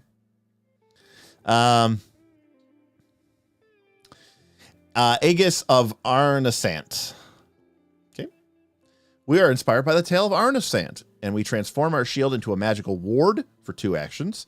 Until the beginning of our next turn, we get the reaction. So 2 actions, and we only get it for this turn. Absorb into the Aegis. An enemy casts a spell that targets us or an ally within 15 feet of you, so standard champion aura rules apply. You interpose your shield's ward against the spell. Attempt to counteract check. Yikes. On a success, the spell is counteracted, and your shield takes damage equal to 4 times the spell level as it absorbs and dispels the energy. On a failure, the shield takes damage equal to twice. So it's going to take damage no matter what. But again, counteract rules have weakness, and this is a lot of actions because then you have to hope that the ally's going to cast, someone's going to cast a spell. But fundamentally, it's pretty cool, and it's fun and it's flavorful, and I'll give it a pass. I mean, Anthony, they could all have shields, theory. I mean, especially if somebody in your party has this ability. I mean, I don't know. That's why I said I would also let spellcasters cast the shield spell. Or spellcasters usually should probably just have a shield anyways, because why not? It gives you something to do with your 3rd action, and you could always just get +2 to AC. Guarded Advance. We know this one. You step and raise a shield, or raise a shield and step. Step and stride, it should be. Step and stride. Or it should be step or stride and raise a shield, or raise a shield and step and stride. Knight in Shining Armor. All right. You get expert proficiency in heavy armor. Okay. These feats are weird because they're like math fix feats, but then they don't work in the long run because you don't get master, so it's kind of wonky. Armor proficiencies are one of the weirdest and worst things about Pathfinder 2. I remember the oddity that was my cleric. I had a cloistered cleric, halfling, who started off with a reasonable dex, but it wasn't obviously 20. And of course, you know, as a character in Pathfinder, you're trying to get 5 points of AC if you're in light, or whether if you're in no armor, I should say unarmored, light armor, or medium armor. You want the combination of your armor bonus plus your dexterity bonus to equal 5. Because if it's greater than 5, it's going to be 5. And then if you go to heavy armor, you pay the price in the form of extra speed penalty reduction and needing an increased pretty high strength. But you get 6 points of AC, right? That's your full plate. But if you look at unarmored characters, which, you know, a spellcaster gets trained and, you know, an expert into, they want a 20 dex. That way you can get 5 points of AC. But if you have 22 dex, it wouldn't do anything. So what's interesting about that is my character Moss early on with one of their general feats picked up light armor proficiency, like chain shirt, because it gave me a whatever point of AC or whatever, or 2 points of AC. And my character had a better armor class, but then there's this awkward level where, because my armor proficiency with the light armor is trained and never gets any better, my cloth armor, which my character had never worn like the entire game, was now expert. So that went up by 2, but because it wasn't giving me an armor bonus, I switched over to it, and my AC kind of in a way was like lower than it would be if I had just like, it's just so awkward sometimes in this game, the way that the levels work between the armor proficiencies, and I just don't like it. Anyways, that was a pointless story. You're welcome. Mirror shield reaction. You have to have your shield raised, and they target you with a critical spell, and they critically fail against the spell attack. Well, if this was a PC doing this, that would be fine, but monsters are probably not going to critically fail. Monsters use like a different set of rules for hitting with their spell attack rolls. I hate to tell you this, but it's all cool. If they critically fail, you get to reflect it against them, and you get to make a spell attack roll, and yada yada. I mean, that's kind of cool. You know, the other thing too is for people out there who are like, the simulation. What is the simulation of this? What is happening? Is anything actually happening to my shield? Am I doing anything special? No, it's just me. Like, what is actually going on here in the fiction? I don't know. I just get this ability. And like, I could be a bastion, which means I'm not even magical. Like, this character class at least has a little bit of some magical stuff going on, but the bastion gets this one too, and they're not magical at all. So it doesn't really make much sense. Vigilant benediction. Oh boy, we get some deities. We get a cat. Okay, so we get spells again, and these are like the higher level spells. We get heightened to 5th, 6th. We get 1 spell depending on our deity, but we only get 1 spell. These aren't the best spells. I guess spell immunity, maybe. Stone skin's not bad. And we could take this feat multiple times to get multiple spells. Ayla says, all these feats handing out proficiency ranks need to auto scale in a lot of cases. Absolutely. 100%, 100%, 100%. It could scale later, I guess. I don't know. It should just scale. It's stupid that my character wore, you know, armor for 12 levels, and now they have to end the game in cloth because that's what gives me a better AC. Like the fiction that my character is better defended getting rid of their armor and changing over to cloth robes, which, by the way, also they haven't been wearing for 12 or 13 levels. So why are they better at cloth robes than their armor? It doesn't even make sense, and I hate it. It's so awkward, and it's just such a feel bad moment. Yes. My heavy wooden mirror shield. Yes. And apparently Boilo says it's also a fighter feat. Great. What should be going on is that the shield should be a magical mirror shield that can do that. It should not be a class feat. Agreed. Agreed. Instinctual interception. You gain. You react to a movement with hardly a thought, seeming constantly poised to spring. At the start of your turns, you gain an additional reaction that you can only use to interrupt charge, which would be awesome if interrupt charge did what I said it should do instead of what it does do. Keeping up the good fight reaction. You're once per hour, if you would be reduced to 0, you keep going. And you get you're reduced to 1 hit point. You don't get knocked out, and you get temporary hit points equal to your level for 1 round, but your wounded value goes up by 1. That's awesome. I like this one. Very flavorful. Like, pretty cool. Imperial armor, level 20, Imperial aura, level 20. Legendary and religion. Your very presence is a ward against evil. Each evil creature within 30 feet of you at the end of your turn must succeed at a will save against the higher of either your class or spell DC, or become slowed 1. So slow 1 aura.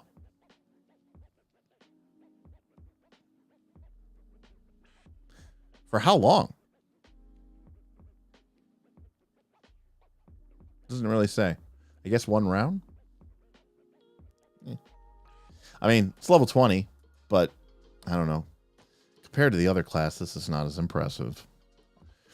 Tower Shield Mastery. You are constantly quickened, which is not great because you're probably quickened from haste, and then you can just do it to use other things, and can use the additional action only to take cover after behind your shield. These level 20 feats aren't as cool as the other one. All right, Night Vigilant, fun, but not as fun for me as the Night Reclaimant and the Last Wall Sentry. I'm thinking Flavor B. What do you think, folks? Flavor B?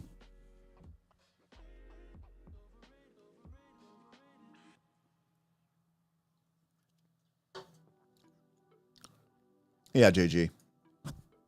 I know. I know. I know. Flavor B seems fair. B seems about right. Okay, we're on the B train. Still, SSB? I mean, that's fucking great, right? That's great. It's fantastic. All right, folks, what do you want to do? We've got Lich, Linguist, Lion Blade, Living Monolith, Living Vessel, Lore Master. So we're not going to get through 1, 2, 3. We're not going to get through 5. We're not going to get through 5 archetypes in 20, 30 minutes. So what do you guys want to do? You want to keep going and just make our way through the the Lich archetype, or do you want to just talk about other stuff? Do you want to ask questions? I mean, this is your time. The whoa. Come on, mouse. There we go. The 27 or 30 of you that are here tonight, while I am out here not talking about 1D&D.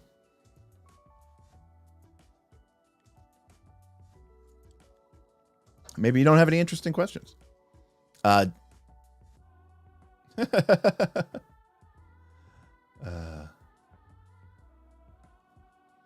You want to see how disappointed I am in the Lich archetype? All right, we'll do Lich.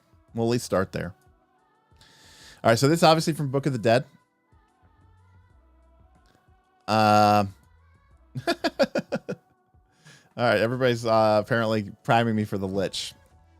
All right, so you get a soul cage, formerly known as a phylactery. Yada, yada, yada. Rare, all the stuff that you have to do to become a Lich. Okay. So, here we go. We are becoming a Lich, which used to be this awesome, crazy, magical thing, and now it's just a freaking feat. Cool.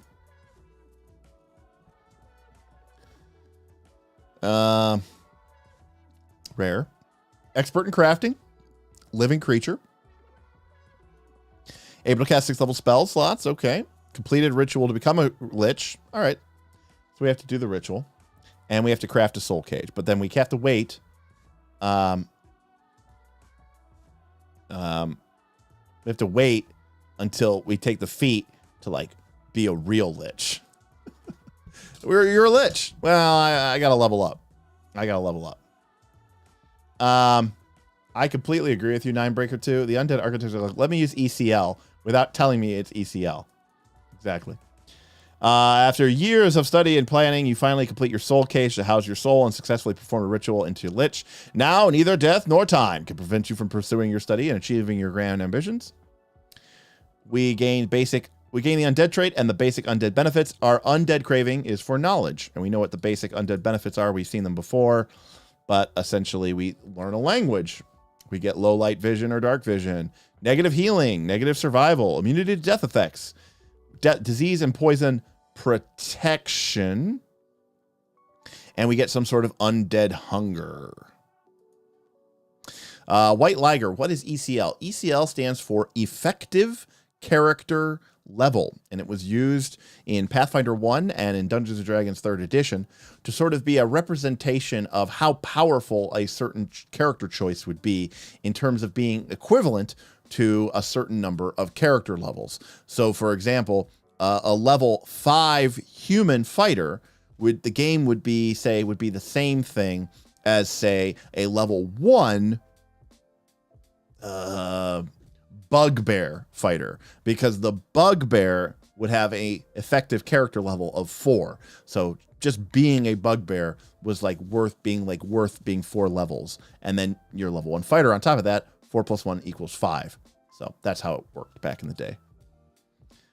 And so you could have really powerful creatures be players, but they couldn't be level 1 because they were really powerful. So if somebody wanted to be a stone giant barbarian, awesome, but a stone giant barbarian level 1 was still like a level 13 creature or something. And so that's kind of where ECL came in. And people liked it, but people also didn't like it. Well, I loved it. I thought it was fantastic. But anyways, people didn't like it because you're like, well, I want to be a Minotaur from level 1 along with everybody else. And it's like, okay, but you're a Minotaur. You're large. You have incredible senses. You have a gore attack. You're fast. You're beefy. You're strong. You can't be level 1.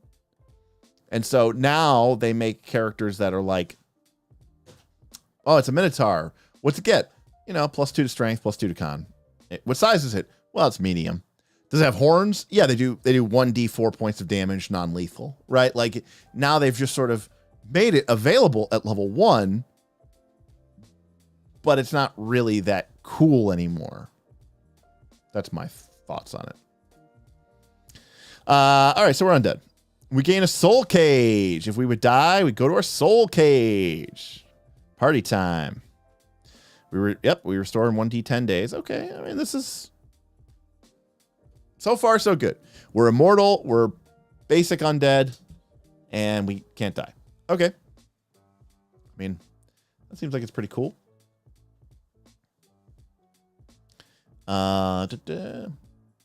Salty bacon. That's really cool. It incentivizes creating new characters after you die. Yeah, absolutely. And it's also fun for people who are playing higher level campaigns where you start off, it gives the game a very different feel. If you start off as a level 8 character, your campaign starts off at level 8, then yeah, like, cool. Hey, I'm going to be a level 8 human fighter. And you're like, cool. Well, I'm going to be a level 8. I'm going to be a level 1 or 2 ogre barbarian. And it's like, oh, okay, that's pretty sweet. I will say that ECL had some problems. Like, it worked pretty well with like the martial classes, but it was kind of a nerf to spellcasters. But a lot of things in 3rd edition and Pathfinder 1 were nerfs to spellcasters because it didn't progress your spellcasting capability, which is, unfortunate. But yeah, there are ways you can work around it, but the game didn't really handle that particularly well.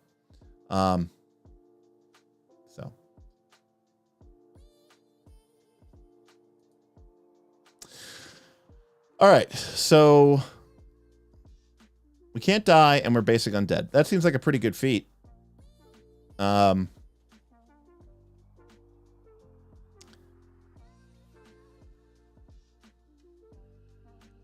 if you start off at level 8, you would feel like a monster ancestry in PF2 also.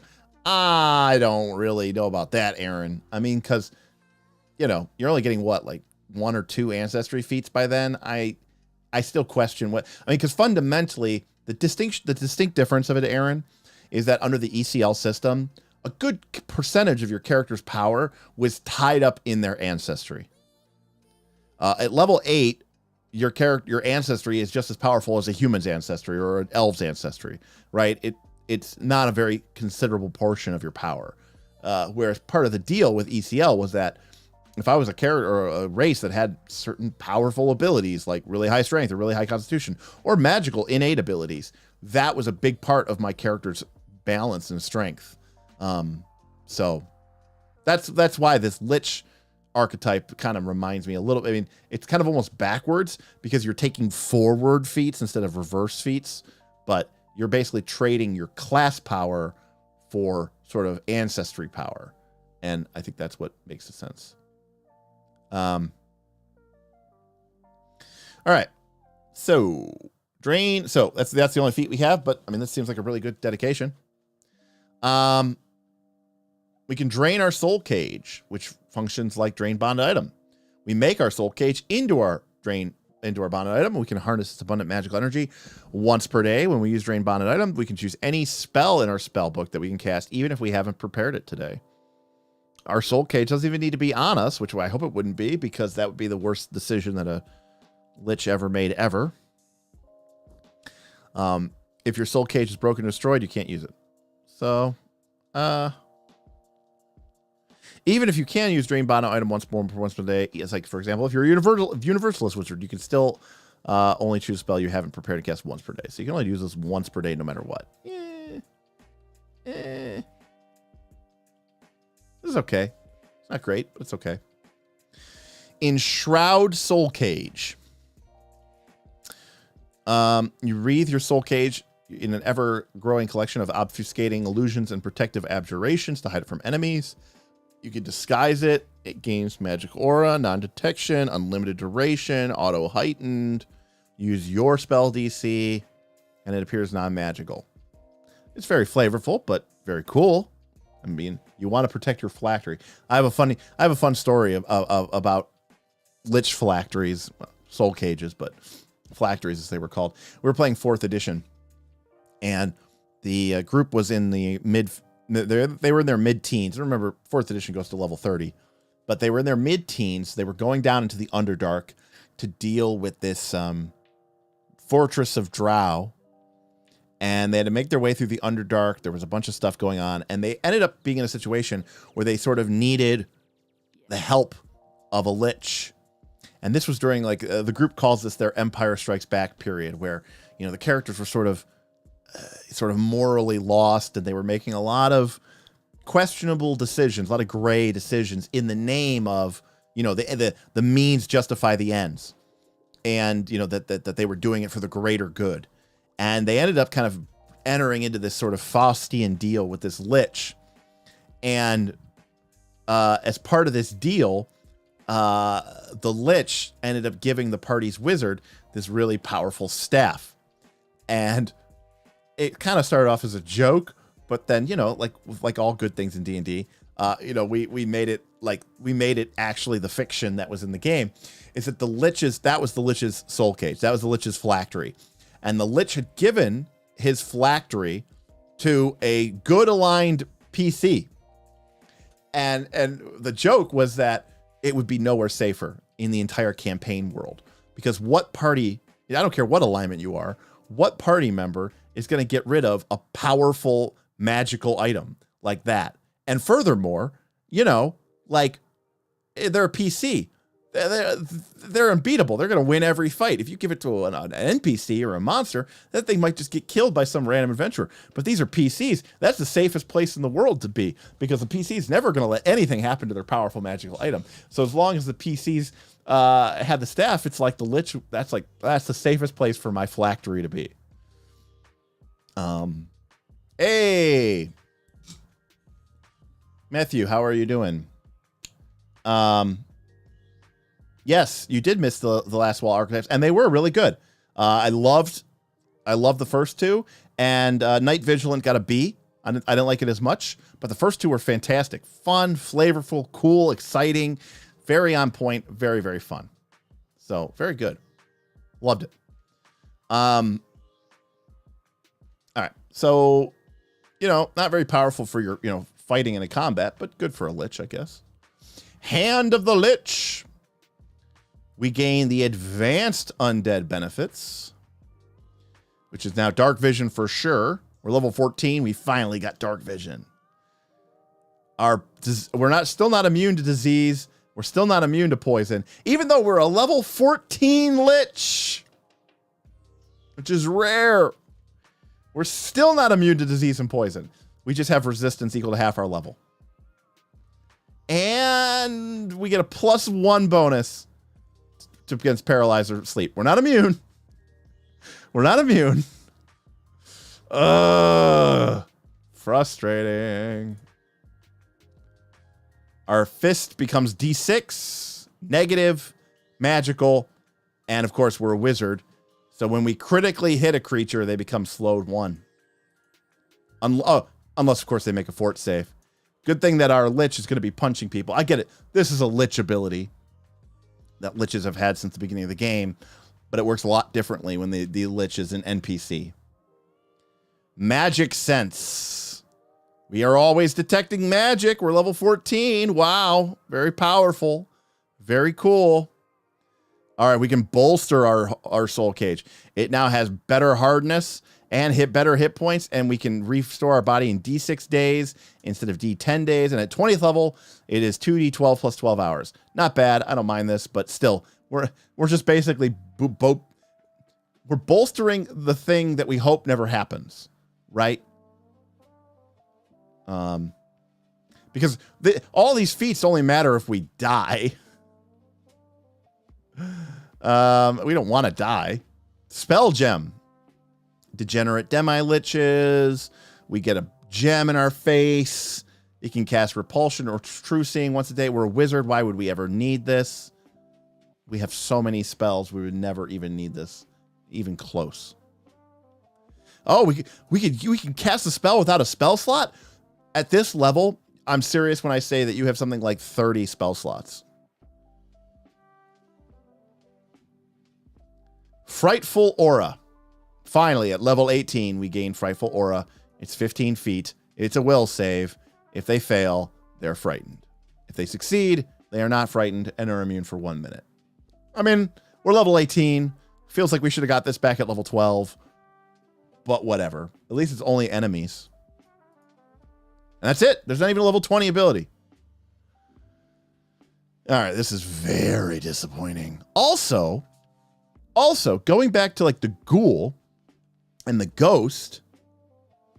Remember how the ghoul and the ghost had all that really fun, cool stuff about like your hunger and being fed and being satiated. And then you could like burn through that as a resource in order to like empower your ghoul abilities, but then you'd become hungry again and then you'd have to eat again. And there was like this fun, like resource meta game of like, and it says that your special knowledge or special hunger for Lich is knowledge, and it never fucking references it even once in anything.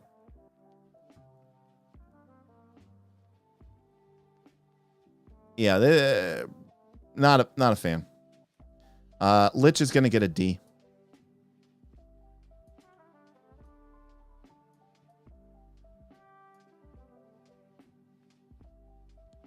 Liches get a D. Lich gets a spiteful F for me, also because I think it really is that bad, but mostly spite. Yeah, I mean, I could feel the spite. I'm going to put it at D because I think that's where it actually belongs, but yeah. Funnily enough, this archetype helps characters to fight until dead over and over again. It's more useful for melee characters. D tier says some random guy. Liches got stitches. This is oddly better on a Magus than a wizard. You have to get to level 18 to get what a level 12 NPC Lich has. Yeah, it is interesting if somehow everybody in your party became a Lich and you just all suicided yourself at encounters. And then if everybody wipes, great. We'll be back. We'll be back in D10, baby. We'll be back. We'll be back tomorrow. I don't know if you saw this today, but Aaron was messing around with Mid-Journey and was messing around with 9breaker/Krug. Tip $10. Lich should start at level 2. recently revived and build back up to full lich power, also gradually revealing you to be undead. I like that. I actually like that a lot. I think that, thank you for the tip, but I think that actually is really cool. That is a cool idea. The idea and you know, maybe for a PC, maybe this is true for all liches. I like the idea that your character is super powerful, right? But the ritual of transforming yourself from a living powerful wizard to a lich, you know, left you weakened and drained and stole, you know, all this energy away from you. And it's almost like virtually like you're level 2 again, or maybe level 4 or 6. I mean, I'm sure you could pick something. That would be really, really cool. And this goes back to where I feel like dedications should be at level 1. It's how you should start the campaign. I think picking up dedications at level 2 on free archetype is silly. Like even if you're playing like, oh, we're playing a nautical themed campaign, I have a list of 5 archetypes like pirate and dandy and sailor that people can pick. And you're like, okay, but we still don't start the campaign with any of those abilities. Like my character starts off at level 1 with just being a totally plain vanilla fighter. And then a level later, I suddenly gain a bunch of sailing capabilities or a bunch of pirate capabilities. But I completely agree with you that that would be a way cooler way to do that 9-breaker too, because that would be fun. And this idea that that's why maybe you're not even fully undead yet, right? Like maybe the process is happening over time. Like your character is converting from living to dead in a sort of ongoing process. That as they regain their power, the ritual continues to sort of replace flesh with undead flesh. And again, it's an evolving process. That would be very, very cool. Like that a lot. Ford. What do you got for us, Ford? I really like the Lich just for the flavor it gives, and I liked it because at least it hasn't changed since I last read it. Other casters like Druids and Magi can become Liches. Yeah, I mean, I think that's fine. Level 1 dedications with free archetype is a recent house rule for I've implemented. Yeah, I think that's... in fact, you have to change everything, which is why it becomes problematic. But I think if I... You know... I'm going to say something which is a meme at this point because it is really hard, by the way, to publish things and to get things written. But in a future battle cry, I would love to talk about how to convert free archetype, which is a very popular rule, and convert free archetype from 2, 4, 6, 8, 10, whatever, to 1, 3, 5, 7, 9, 11. And that way, when you're using the free archetype rule, number 1, you get to start with the free archetype. And number 2, you just get a new class feat every level instead of 0, 2, 0, 2, 0, 2. And that way you trade between class, archetype, class, archetype, class, archetype. So you're getting a meaty class feat every level. And I think that'd be a lot of fun. And I would tweak some other things as well. But like I think the being restricted to taking a feat that is half of your level is too much. I think you should probably be 1 or maybe 2 tiers behind. So like if you're taking class feat, let's say you're using my system where you get you get an archetype feat, free archetype feat at 7, 9, 11, right? And normally you get class feats at 8 and 10 and 12. So at level 11, if I'm a druid, say free archetype, I couldn't take a level 10 feat from the druid, but I could take a level 8. I think I think 2 tiers behind would be totally fine. Because then the next level at 12, the druid has this awesome level 12, the real druid in the party has this level 12 druid feat, and it feels awesome. And my character has a level 8 druid feat, which seems totally reasonable. Whereas if you were playing with the normal free archetype, at level 10, you would get a free archetype feat, druid, and you'd have to take a feat, which is half your level, which is 5, but there are no level 5 feats. So you'd have to take a level 4 feat. That is 4 tiers behind where everybody else is. And at that point, the feats are just not powerful enough. So I would probably be like 2 tiers behind instead of 4. And as you get higher up, the feats become even more useless because you're level 18. You have to, if you're level 18, you get a feat, which is half your level, which is 9. There are no level 9 feats. You have to take a level 8 feat, That is 10 levels lower than you. That's 6 tiers behind you. It's way too much. It's way too much.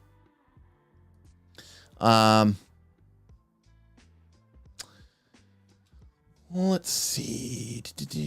Lug, I agree with that level stuff most of the time, but wouldn't it be too hard to start level 2? Wouldn't be too hard to start level 2 for the campaign. Also very true, Lug. I mean, that's another thing that you could do.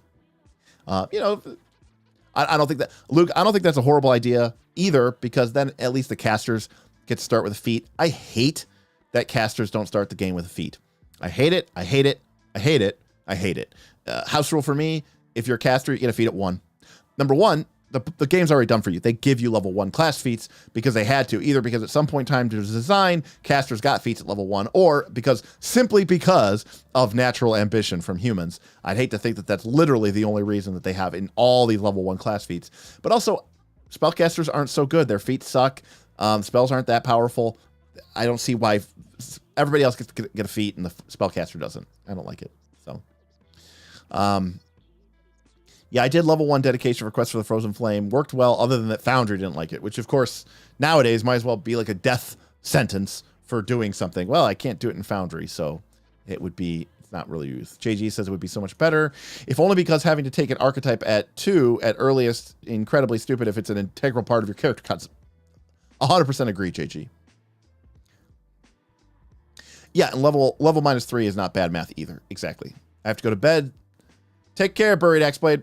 Appreciate having you here. Well, it's 9 o'clock anyway, so we're gonna probably kind of wrap up here. So we got the Lich done. So next time we'll finish up the L's, and hopefully these things aren't. I'm guessing that a lot of these are going to be shorter. Linguist has got to be short, right?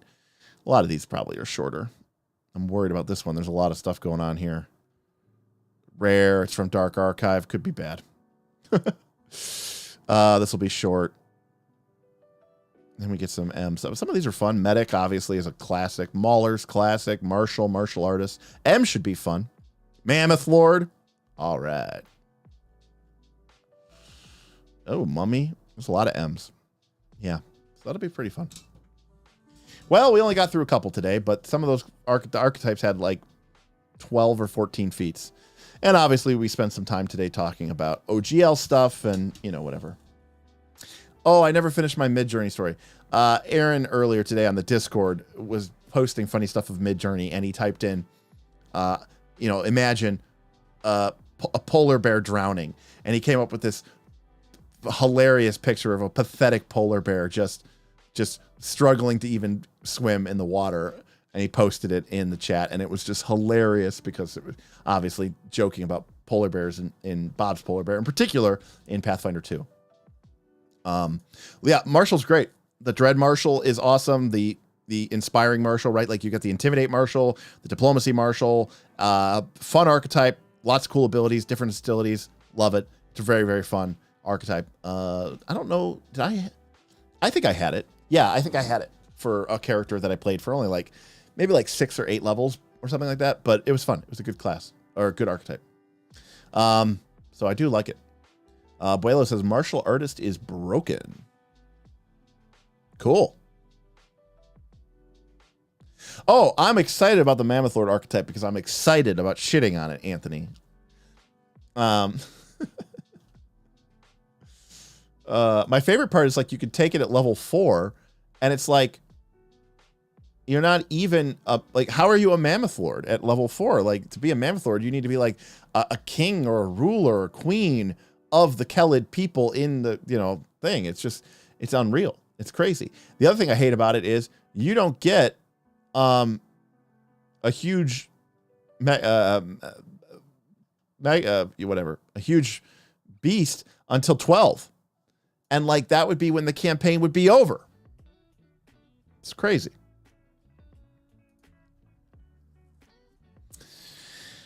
All right. Well, thank you everybody for the, we didn't get a lot of tips today, but we got a lot of super chats. So I appreciate that. You guys keeping it going. I know it's going to be crazy out there, but listen, I just want to remind everybody, just, stay calm, have your towel ready. Wizards of the Coast is going to do some Wizards of the Coast shit. I mean, listen, and I say this as someone who has been, really, really a big fan of Magic the Gathering for many, many years. And I've seen what they've done with Magic the Gathering as a game, as a brand. Not a fan, to be honest with you. I'm not a fan. But there are a ton of games out there. And, even if Wizards of the Coast decides to come for the OGL 1.0, they can't take the books out of your hands. And I understand that some of you play on Foundry, and even if they somehow destroyed Foundry, there's nothing stopping you from playing in Discord and playing in other things that don't really rely on the rules engine. And I really don't think any of that's going to happen. There's just a lot of people stirring up anxiety and for no real good reason. I would go check out Roll for Combat's video that they did today with a real lawyer and talk about how, what is the actual chance that some of this stuff happens. And maybe also it's not, maybe it's a great excuse to make sure that you try some of these other games, which have nothing to do with Wizards of the Coast and have nothing to do with the OGL, and just sort of divorce ourselves from being so reliant upon some game, because that is the one thing that people have always said, and that is definitely, we're seeing the effect of that now, which is people have always said, well, I don't care what Wizards of the Coast does. They can't come to my house and take my books. But when you have so many people today playing online, when the only way that they can play the game is playing online, when they rely on digital tools and things like D&D Beyond or Archives of Nethys or Path Builder or whatever, and that is, I'm not saying they couldn't play it without those things, but that is how they engage with the game. Now suddenly the game company has a way to come and fuck with you. And that is scary, right? That's problematic, because now there is a way that they can kind of keep you from playing the game. I have an incredible opportunity to play Pathfinder 2 with some of my patrons. We did our Leshy stream at Halloween. We did our Poppet stream at Christmas. And, that was great. It was fun. I get to play with people from, all over the world. Patrons who I love hanging out with and chatting with. But that was because we were able to play online through a virtual tabletop. And maybe there's a world where Wizards of the Coast says you can't do that. Not with a game that's made under the OGL. And that would remove our ability to play Pathfinder 2. But it wouldn't remove my ability to play, Powered by the Apocalypse or Legend of the Five Rings or any of these other really, really awesome games. And I get it. People are really, really connected and attached to D20.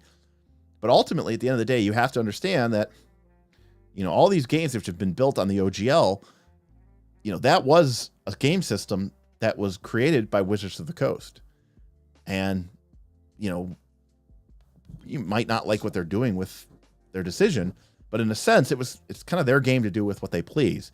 And so as the company goes, so does the game. So you have to make decisions. I know that I personally stepped away from Magic the Gathering, a game that I loved and supported and played the hell out of. And I did it because I didn't agree with game decisions, and I didn't agree with the corporate decisions that they were making. They were changing the prize structure, the payout structure, the cost structure. They just destroyed the game from a meta construct perspective. And then they also did a bad job with the actual creation of the game itself. The cards were unbalanced and getting banned all the time, and standard was very boring, and they were creating all sorts of degenerate cards just so they could sell more packs and appealing to different crowds of people, yada, yada. I'm not going to get into it. But the point is, I had to make the tough decision to step away. I said, me being upset all the time about the game, and still, meanwhile, I'm giving them money. Who is that serving? They don't give a shit. I'm giving them money. That's what they want from me. And I'm over here upset. So I stepped away from the game. And, sure, I'll sometimes go down to the card shop and I'll draft with some of my buddies and, have a fun time with it. Hey, I don't know the set. It's a new set. I'll go down there. I'll do a team draft or two. And that's it. That's how I engage with the game now. The days of me spending thousands of dollars every few months to stay up to date with the game, that's not what it is happening anymore. So I voted with my dollar. and I voted with my peace of mind. And now I see people raging about how the game is being ruined or whatever, and I just shrug, little smirk. That may be where we have to decide where we're going to go with this D&D space, Let's see. Damien says we're doing a Sprite stream in the spring. Oh, man. Faye would be horrible. That would just be full horrible. I thought you were going to bed already, Axeblade.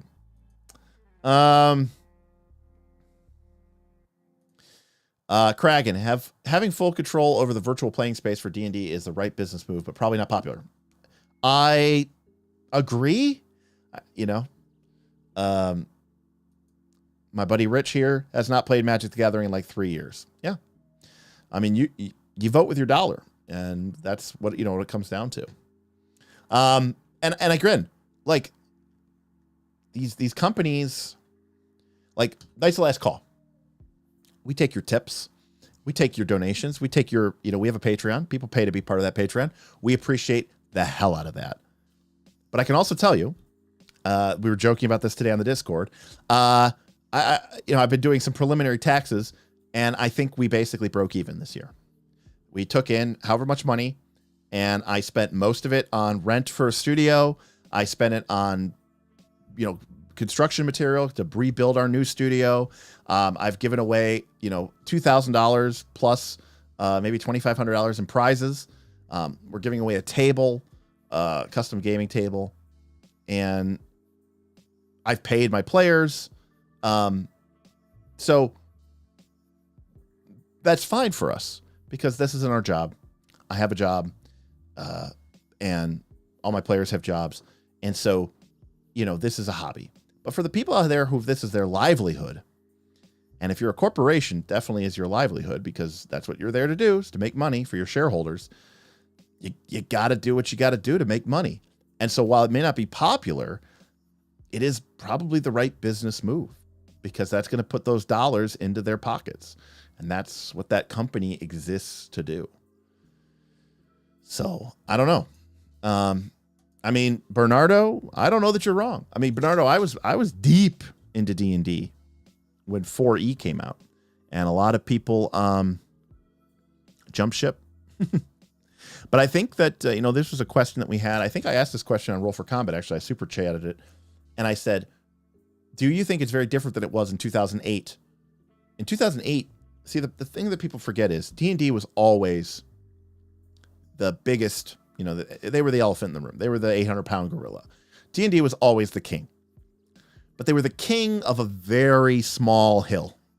Role-playing games, even to be on top, meant that you made no money, right? And then to be anywhere else but on top meant this was just something that you did for funsies, right? It was almost the way I treat Knights of the Last Call. If it makes us a couple bucks and we can buy some beers and pizza, that's great, Like when we go out to dinner and we talk about the channel, we talk about the business, and I pick up the check for Bob and Aaron, and I call it a KOLC expense, everybody goes, cool, that's fun. That's why we spent, 80 hours last month working on this, channel, is so that we could get a free meal on behalf of the channel. But in 2008, role-playing games, weren't anything.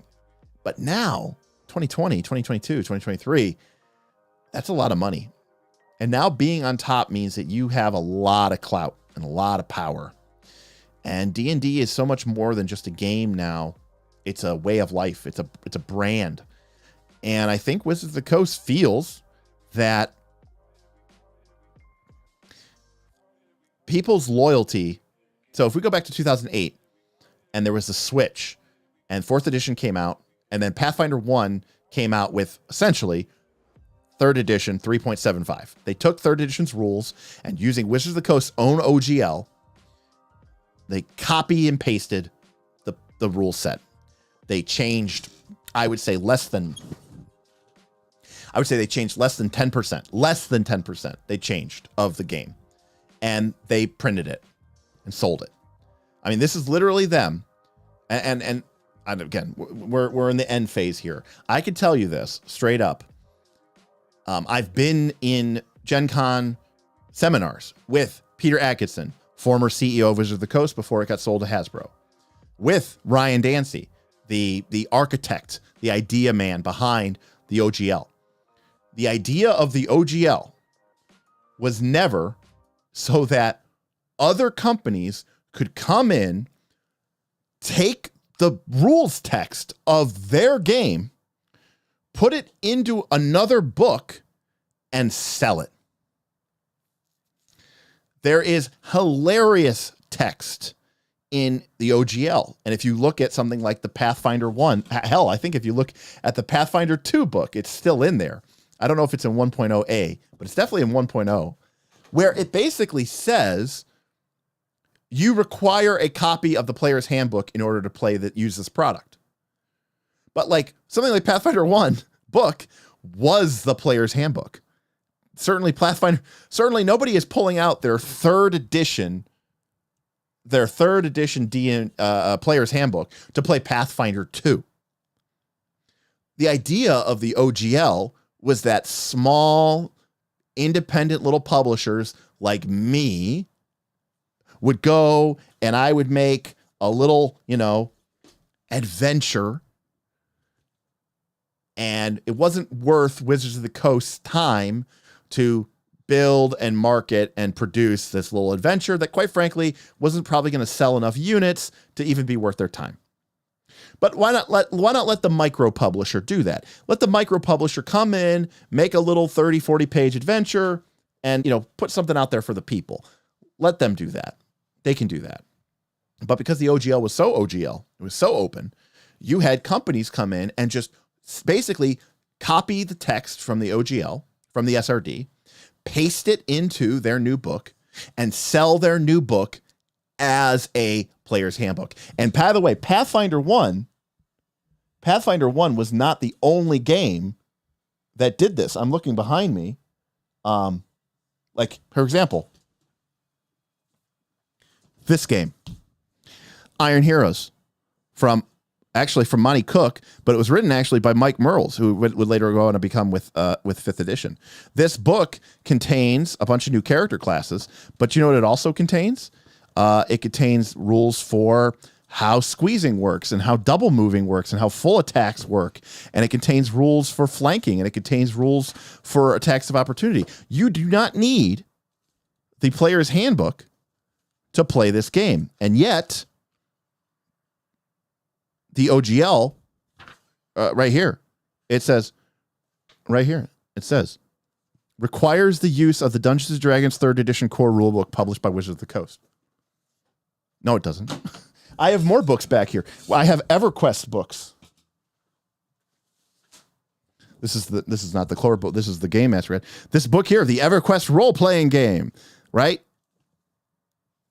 For playing D20, right? Guess what? This book contains all the information you need to know. It contains how combat works, how stats work, how everything works. You do not need the player's handbook in order to play this game. And yet, according to the OGL, you do. Pathfinder 1, the same thing. I have a Wheel of Time book over here somewhere.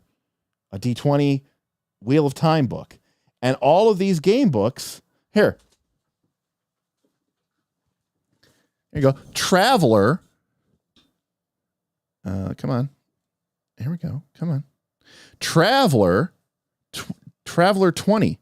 Traveler D20 using the D20 system, right? Guess what? This book says on the back of it, let's see if, come on. It says, requires use of a role-playing game core book published by Wizards of the Coast. No, it doesn't. This book contains all the... You're not going to use your player's handbook with rules for druids and fighters and longswords to play this Traveler game. This thing contains everything that you need in order to make the game. I could keep going here, people. I really could. I've got so many because everybody did it. Because it was just free money. Oh, here we go. Boom. Wheel of Time, role-playing game. And who made this? I don't even know. Guess what? You know, it's got, listen, they made their own classes. You know, here's a class for the woodsman. That's not a class from the player's handbook. They've got they've got an Aiel class. But guess what they also have? You know, do these feats, if you played 3rd edition, come on, focus. Do these feats look like common to you? Iron will, lightning reflexes, improved 2-weapon fighting. Of course, these are the player's handbook feats. You don't need the player's handbook in order to play this game. And so Wizards of the Coast designed and built a game system, the 3rd edition game system. And they took that 3rd edition game system and they put the vast majority, dare I say the whole of the majority, of the rules into something called the SRD. And they created the open game content license book because the idea was, look, if I go out and I make a bunch of adventures, or maybe I make a splat book that contains new feats for fighters and monks, or I write a book that has a bunch of new spells. That's great for Wizards of the Coast because people are still going to have to go out and buy the monster manual and buy the player's handbooks, and they're going to still be playing D&D. But people took the open gaming license, like all those books I just wrote, and culminating with Pathfinder 1, okay? Which, God, where's my Pathfinder? Here. This is how you know that you played a lot of Pathfinder 1 when your binding is just basically now strips of duct tape. But you know, culminating in Pathfinder 1, which obviously has all of the rules that you need in order to play the game. And yet, in this game, in the open gaming license, it says requires the use of the core rule book from Wizards of the Coast. No, you don't. This has all the rules of D&D in it. You don't need Dungeons and Dragons to play this game. They stole it, but it was free. You know what it's like? I don't know if they have this where you live. Okay. I don't know if they have this where you live.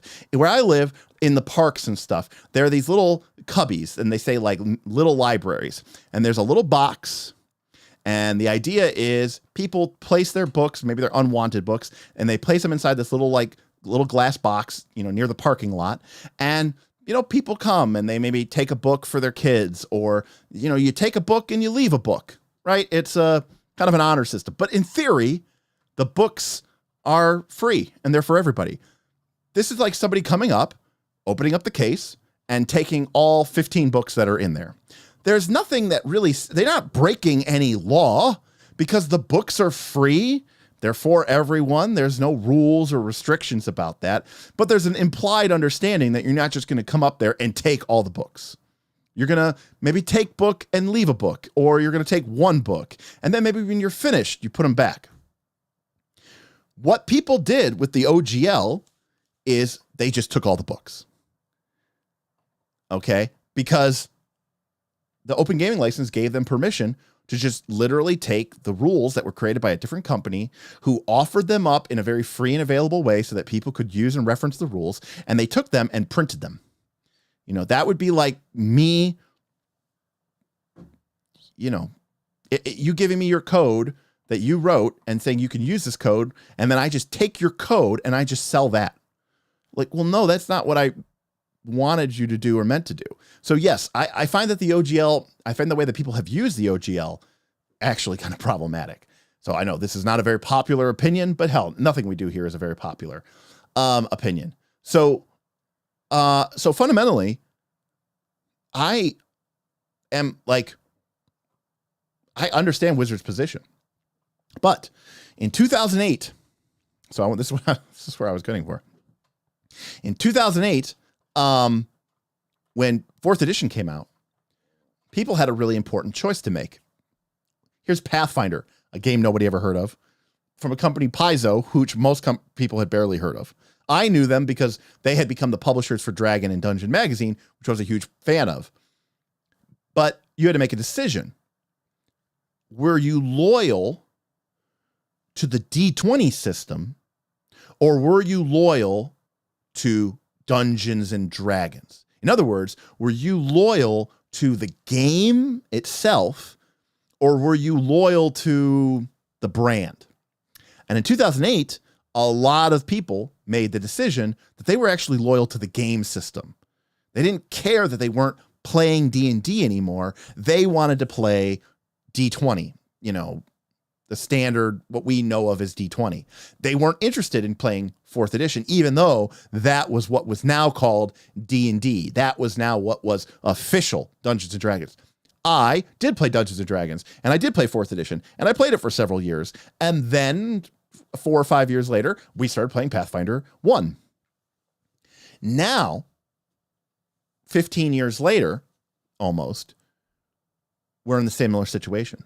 D&D 6th edition is coming out. That's going to be the official D&D. And the OGL is going to sound a lot more like the 4th edition GSL, game system license, which was very, very restrictive. It was not open. And the reason, by the way, that the GSL was not restrictive, or the reason why the GSL, when 4th edition came out, was so restrictive, is because Wizards of the Coast said, by that point in time, I should say, Wizards of the Coast had been sold to Hasbro. So now it was owned by a corporation. But the corporation didn't care. Wizards of the Coast might have been owned by a big corporation, but D&D was still making so little money, it didn't show up on any corporate radars. It never got brought up on any earnings calls. If anybody talked about Wizards of the Coast, they were talking about Magic the Gathering. And they didn't care about D&D. D&D was like a line item next to how much money we spent on postage and envelopes last year, right? It's just not needed. So when they made that decision in 2008, though, they said, you know what, we got kind of fucked by this OGL thing. Because a lot of people came in and they stole our intellectual property. And they published books and they made, you know, a ton of stuff. You know, it was unfortunate. We don't want people to fuck us over again. And then people got mad at them. They said, how dare you not give us all of your intellectual property for free? And Wizards of the Coast said, well, look, you can still make stuff for our game and use all the stuff that we did. We just want you to enter into an agreement with us, and maybe we get a little bit of your money because you're using our system. Yeah, fuck you. And then Paizo came in and said, hey, we're going to steal your 3rd edition game book. We're going to tweak it a little bit, and we're going to publish it as Pathfinder 1, and we're going to really compete with you. Like, seriously, to the point where in many markets they outsold them. So in 2008, people were loyal to D20. Now it's 2023. I don't know that people are loyal to the game anymore. I think more people, especially the people who have come into the 5th edition during this era of social media influencers and this era of Critical Role and this era of Stranger Things, I think that they are more interested in the brand. They don't care what game they're playing. They care that the game that they're playing is called Dungeons and Dragons. I don't think you're going to see people abandon as much as as they think they are. And JG, I completely agree with you that is exactly what WotC is betting on. They are betting that you're going to have the people, people screaming at clouds out on the internet, the loud voices on Reddit and Facebook and Twitter saying these people are being corporate, greedy, overline masters, blah, blah, blah, blah, but that 80% or 90% of their customer base are going to say, you know what, I don't really care that much about the game or the game system. I just want to play D&D. And if this is where D&D Beyond is, and this is where the game is, then that's where I'm going. And, you know, that is, I think, the reality of the situation is that's what's going to happen. Shot Drum. Makes sense that the license should let you release content for their game and not reprint their rule books. Yep. I don't think that's crazy. Again, all of these books by different companies are functional reprints of the 3rd edition Player's Handbook. And at no point in playing any of these games would you ever need to buy a single thing from Wizards of the Coast. Now, if you're a company, explain to me the value of that. There's none. It's stupid. And for these companies, it's just outright theft. in my opinion. Let's see. I think that's kind of unfortunate, really. I'm not sure what you're talking about, Salty, there, but the whole situation's unfortunate. How about we call it that? Another thing going for Paizo is that they were all almost WotC employees at one point and were almost just stealing from themselves. Also true, Aaron. I mean, Paizo was the a publishing company who was making, was doing the printing for their Dragon and Dungeon magazine. And then Wizards of the Coast said, hey, we're going to take back that printing and we are going to start doing it digital online. And Paizo said, well, those adventure paths that we created in Dragon magazine, that would be Shackled City, Age of Worms, and Savage Tide. I think I got those in the wrong order. Shackled City. No, maybe I did get it in the right order. Shackled City, Savage Tide, Age of Worms. Anyways, they did 3, what we would now call an adventure path. And those were very popular. It turned out they were very popular. And so Paizo decided to keep publishing those. And that's where Rise of the Runelords came out. People forget Rise of the Runelords was not made for Pathfinder 1. It was made for the first 2 or 3 Paizo adventure paths were actually made for 3.5 edition. And then that's what they were publishing. And then when Wizards of the Coast said, well, we're taking back the license, we're coming out with a new edition of the game, and it's going to be at a much more restrictive license, Paizo said, well, everybody else stole copies of the rules and published their own game, which is really just the 3rd edition game. We'll just do the same thing, and we'll keep making adventures for that game system, which is not our game system. It's just 3rd edition, but we'll sell it anyways and actually end up competing with our own people. So yeah, the whole thing was kind of shady, if you ask me. Legal, because that's what the open gaming license said, again, we did nothing wrong. Quite right. Just like taking all the books from the little library at the park, you're not actually breaking any law. In actuality, game rules, much like mathematical methods, for example, are not protected by copyright. Even without OGL being so open, the other companies could have produced very similar rules. People keep saying that, and while that is true, I think we both understand that it's not quite that simple, right? Because the fact of the matter is, the reason people bought Pathfinder 1 is because it said things like strength, dex, int, whiz, charisma, magic missile, fireball, lightning bolt, yada, yada, yada, yada, yada, yada, yada. And I think if you start changing enough of that so that you're like, well, I'm using the game mechanics, but it's a different game with my own intellectual property, and I wrote that, people are going to say, yeah, this isn't the same game anymore. And they deliberately didn't want to, they weren't trying to innovate, right? They didn't innovate until Pathfinder 2, which was 2019. So from 2009 to 2019, they were just using 3rd edition and just printing for it. RPG Musings, 100% correct, by the way. You're very, very correct about that. People on the internet are the loudest people, right? The vast majority of people just do not care. Wizards of the Coast will be fine. Ding, that is correct. The world lore. Yes, I mean, they did create their world lore. A lot of people are into the world lore for Golarion. It's not my favorite world lore in the world. Everybody knows that. But that is something that they actually created. And by the way, that's something that isn't on AON.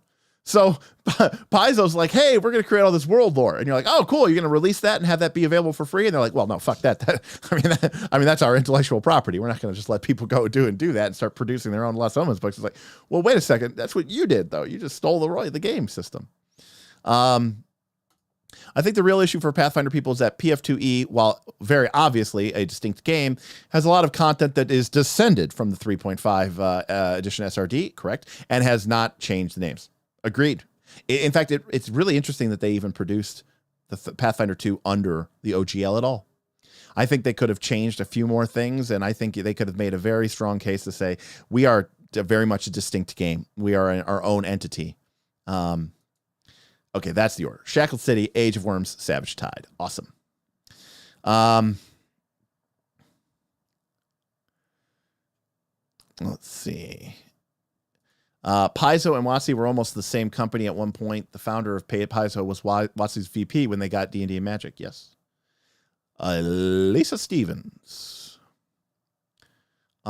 yeah, it's not the rules of the problem. It's concepts, names, items, etc., etc. And yeah, I mean, Pathfinder War First Edition is very much third edition, right? So, and Salty, I think you bring up another interesting point here, Salty Bacon, which is that people are loyal to the brand of D&D. They're not loyal to the game.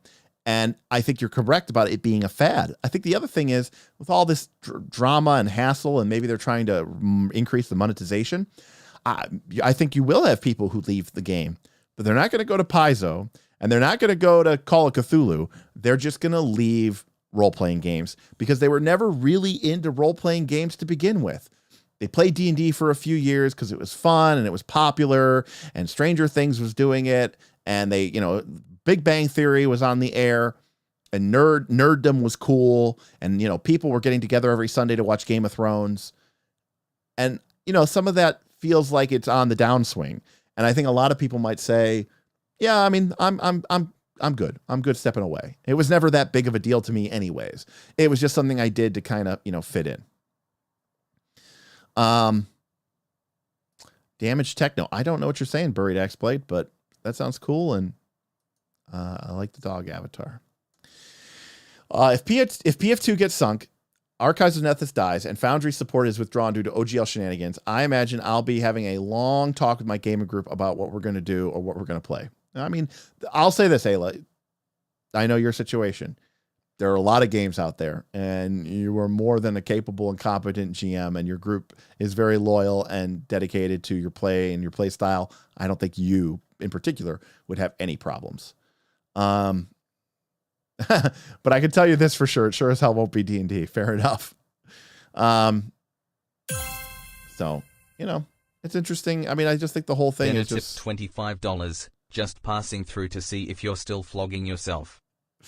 Ben, well, we finished officially at 9, but I sort of said that I wasn't going to talk about, the OGL. And, specifically, I've been sort of giving a history lesson. So appreciate the tip. Thank you, sir.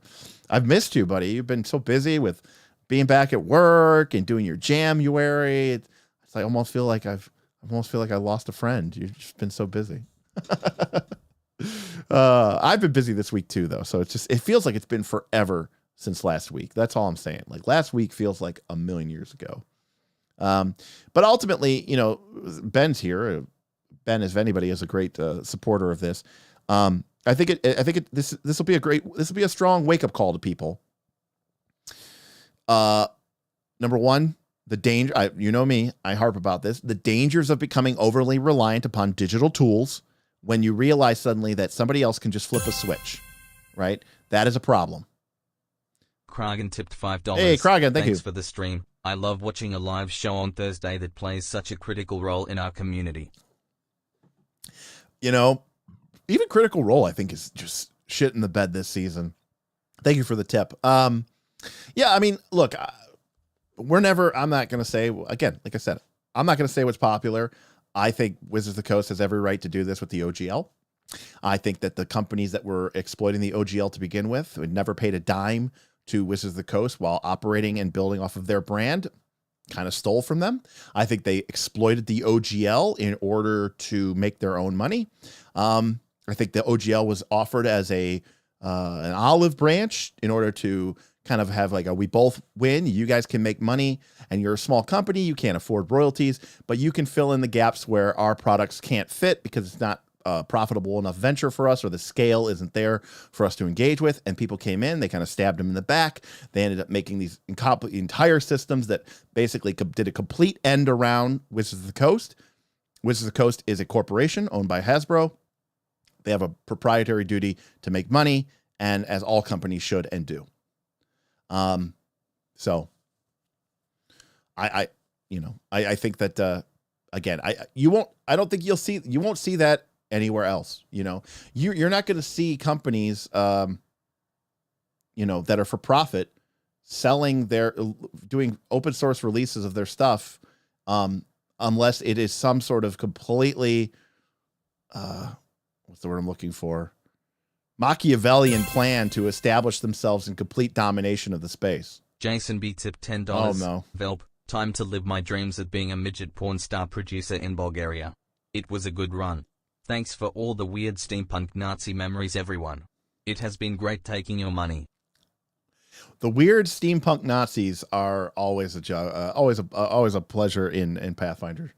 Well, Jason, you had a good run, buddy. A lot of companies do open source even when it doesn't benefit them. Yeah, but I that's what I was talking about, the Machiavellian open source. Because for them, there's value in getting you onto their platform and having you become reliant upon them. They have so many other marketing channels. It almost becomes like a marketing budget at that point, Juho.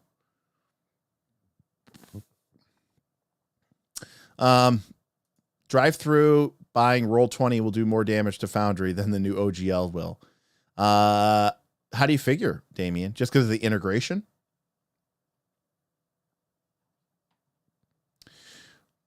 The original goal of the OGL was, as I understand it, and again, I said I have attended, I don't know what's written on the internet, but I have attended seminars at Gen Con by Peter Agason and Brian Dancy.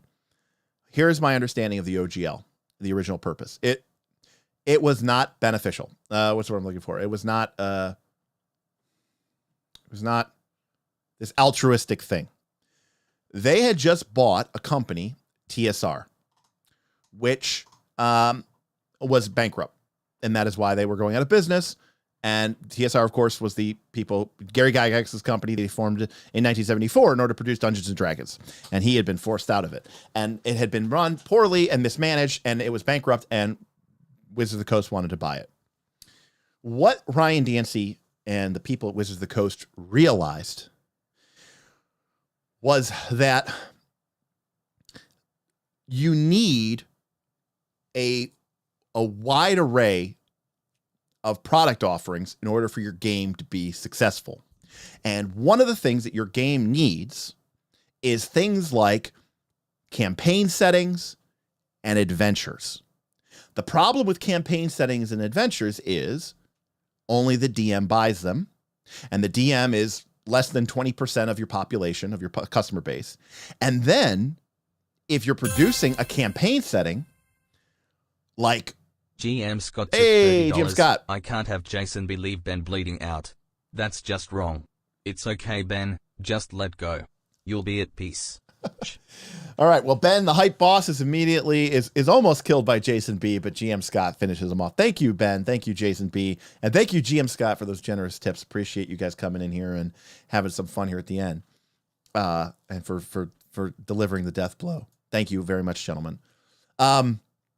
So they realized that for a game like Dungeons and Dragons to be successful, you need to sell players' handbooks. Okay.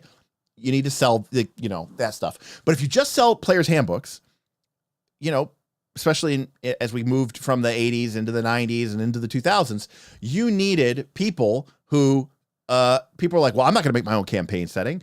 I'm not going to make my own adventure. And TSR tried to fill that gap. And they created a ton of adventures, and they created Dark Sun and Forgotten Realms and Greyhawk and Ravenloft and Spelljammer and Birthright and Mystara. And I don't know, I'm thinking of 7 or 8 other campaign settings that I'm missing. These were all campaign settings. Here's the problem with the campaign setting. Number one, it's only going to be bought by the GM. And number two, if I am a GM and a Dark Sun book comes out, okay, great. So number one, you know that only a DM is going to buy that. Number two, only a DM who is DMing Dark Sun is going to buy that book. Thank you, Bernardo. I forgot Planescape. Incredible. So if a new Dark Sun book comes out and I'm running a Planescape campaign, okay, and my party is currently in Sigil running up against, a bunch of Zeosectics and trying to figure out how the Lady of Plane is playing her edge, I'm not going to buy that book. So now a book comes out that is vital for people to play, but it's such a small market. And they realized that because of the scale, the economies of scale, it would never really be worth it for a corporation to produce those things. And in fact, some people say that TSR's production of all these campaign settings and all these adventures was kind of what bankrupted them. But you need that stuff. You need those dozens of adventures and dozens of campaign settings so that the DMs will play your game. But you just don't want to make them.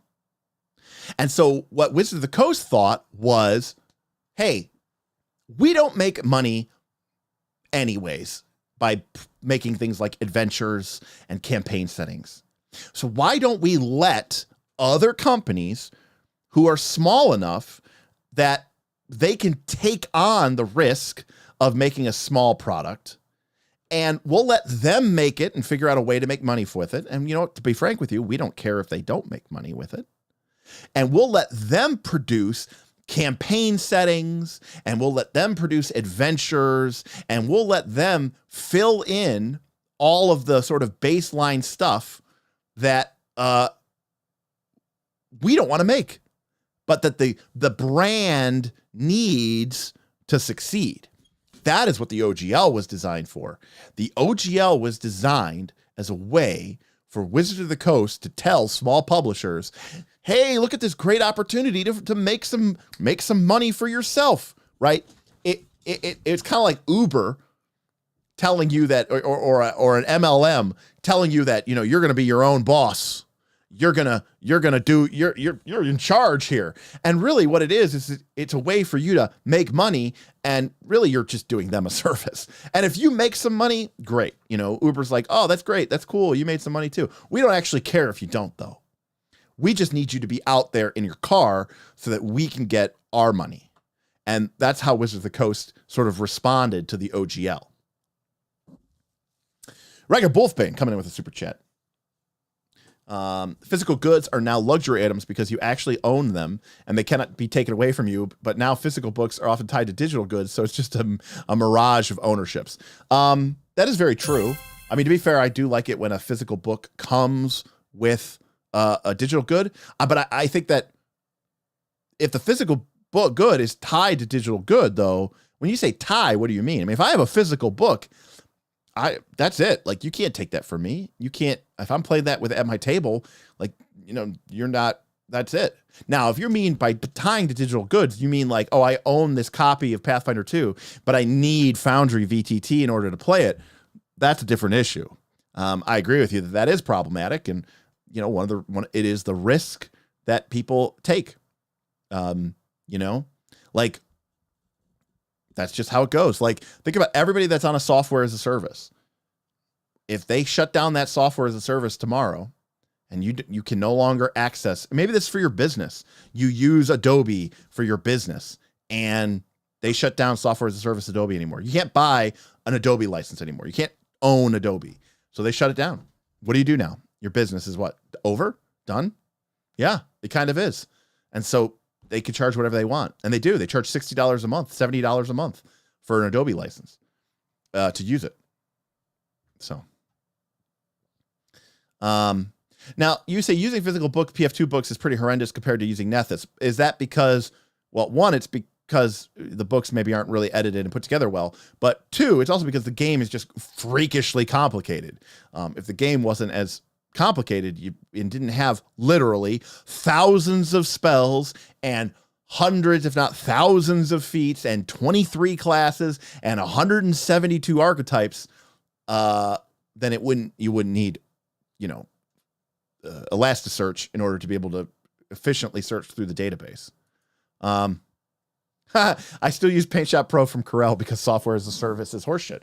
But that is everything. And by the way, it's no surprise to me that the people who are now leading the ship over there at Hasbro and WotC all came from Microsoft, and a lot of them came from their sort of digital services, Office 365. If you're not familiar with what Office 365 is, I'll tell you what Office 365 is. It's a garbage piece of horseshit Office software as a service, and it's horrible. Yeah. And that is definitely what Microsoft do. But they hired those people because they said, hey, we want you to bring that expertise into our game system because we want to turn all of these people who buy something once into people who are paying every single month. And they just forget about it and they just pay it forever. I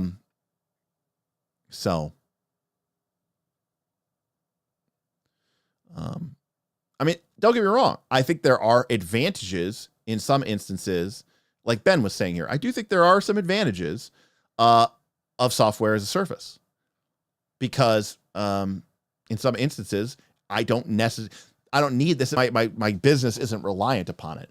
But in other instances, I think it is problematic. Using Word, I'm not using Word 2007, but I think I'm using I think I have Office. Let me see what I have on my computer. What version is this? What version is my Excel? Come on.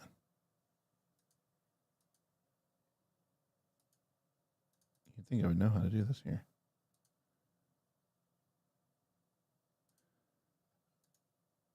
Jesus. All right, here we go. There we go. 2016. Anyways. 2016. Yeah, there you go. At least you can still buy you cannot buy standalone Photoshop anymore. That is 100% correct. In my opinion, the surge in D&D success gave massive revenue sources that is waning with interest in pop culture, and now trying to retain that success, they are looking for other ways to squeeze money somewhere. Absolutely, and they're going to succeed, so I don't know what to tell you. I mean, it's their game. They can do whatever they want with it. You know, the people don't own D&D. Wizards of the Coast owns D&D. Turns out. Hello, I am new to the channel and really like your video on grappling and disarming, and I was wondering if you still make similar values, like the new flying video. Actually, Colin, we made one for spellcasting like a month or two ago, and we just haven't published it because editing videos takes for fucking ever, and I hate it, and I wish I could pay someone to do it, but I don't make 10-minute videos. I make 90-minute videos. And so everybody quotes me outrageous prices. Like, I'll edit your video for $300. And I go, okay, well, I'm going to make approximately $10 by posting that video. And so let me do the math on that. I'll spend $300 to make 10. Yeah, it's not really good return on investment. Anyways, we do make them, Colin. They're fun. They're great insights into the Pathfinder 2 system. We do make them just at a very slow rate now because they're just hard to make, to be honest with you. Oh no. Oh, GM Scott. He's in Office 365. 5 legal copies for $100 a year is pretty good in my world. Oh my gosh. Photoshop is not $10 a month unless you're using, are you like a teacher or something? I don't think you can get it for that cheap, Ben. I didn't think you could get Photoshop for $10 a month. I thought like the minimum was like Photoshop and Lightroom was like 25 or 30 or something. That's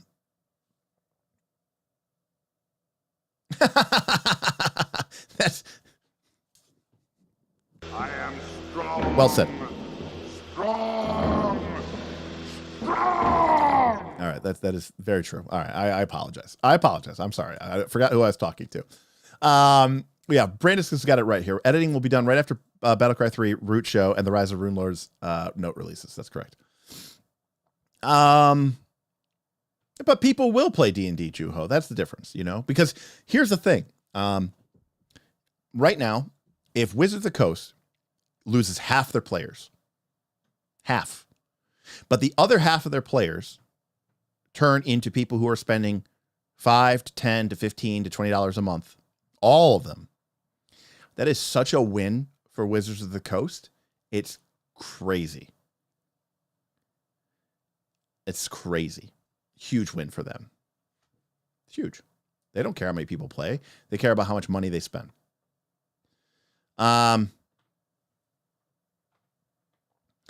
There are times when I look at the language of PF2 and the way the physical book was formatted, I always get the sense that it looked more like it was made for a digital format. Yeah, maybe. I mean, editing, not their forte, in my personal opinion.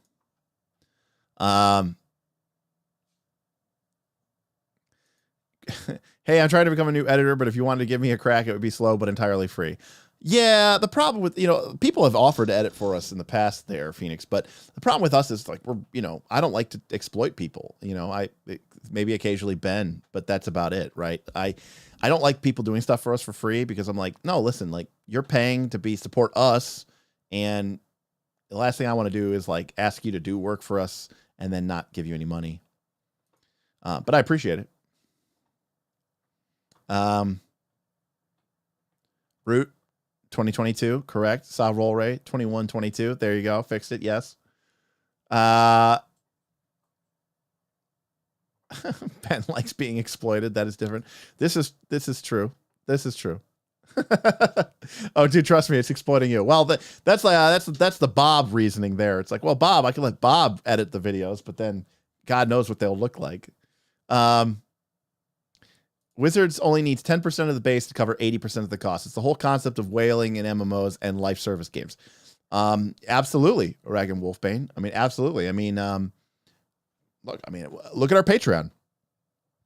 I respect and I love all the people who are in our Patreon, but you know, we have some people who are $3 a month or $5 a month members, which is fantastic. They're awesome. They come in, they play, and they're you know, contributing, you know, $30 to $50 a year. And then we have patrons who are at our highest tier, and they are tipping and donating, you know, hundreds of dollars sometimes a month. It's awesome. Like, obviously everybody there is appreciated, but the fact is that we have a, you know, 20 or 30 people who really contribute like 80% of the money that the channel gets. And I think that's just the way it goes. That's just the Pareto principle in operation and in effect. So, and yeah. Well, Juho, you say the other half is going to be looking for new systems. That's good for everybody.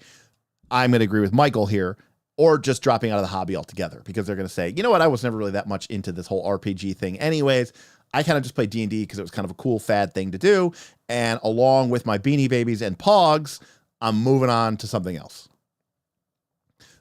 It's just the next thing. So, yes, Bob, William Brandis makes a great point. William Brandis is Mr. Smith, by the way, Aaron Smith, if you guys did not know. He's begging. Bob wants to do movie night so bad. That's where me, Aaron, and Bob sit down and we watch a movie. Like, if you've seen like Pretty Much It or any of those other YouTube movie videos, we want to watch some of the classic fantasy awesome movies and have the three of us watch it. And just because Aaron and I are pretty similar in the way we like movies, and Bob, as my patron knows, are just Bob is insane with the shitty movies that he likes and the amazing movies that he hates. And we just think it's so fun. I mean, it's pretty much peak shitting on Bob. And that's the thing, you know, people in our YouTube comments are always like, "Oh, stop shitting on Bob." But like, this is Bob being like, "Oh, it'll be awesome. You guys are just going to shit on me the whole time. It'll be hilarious." So this is how self-aware Bob is, and we love it. But Bob's like, I'm not going to put you through that, Derek. I'll edit that. And he basically wants to do it, even though he'll edit it. But it'll be such a dumpster fire anyways. It's like, I'm like, yeah, okay, you could do this. It's fine. Yeah.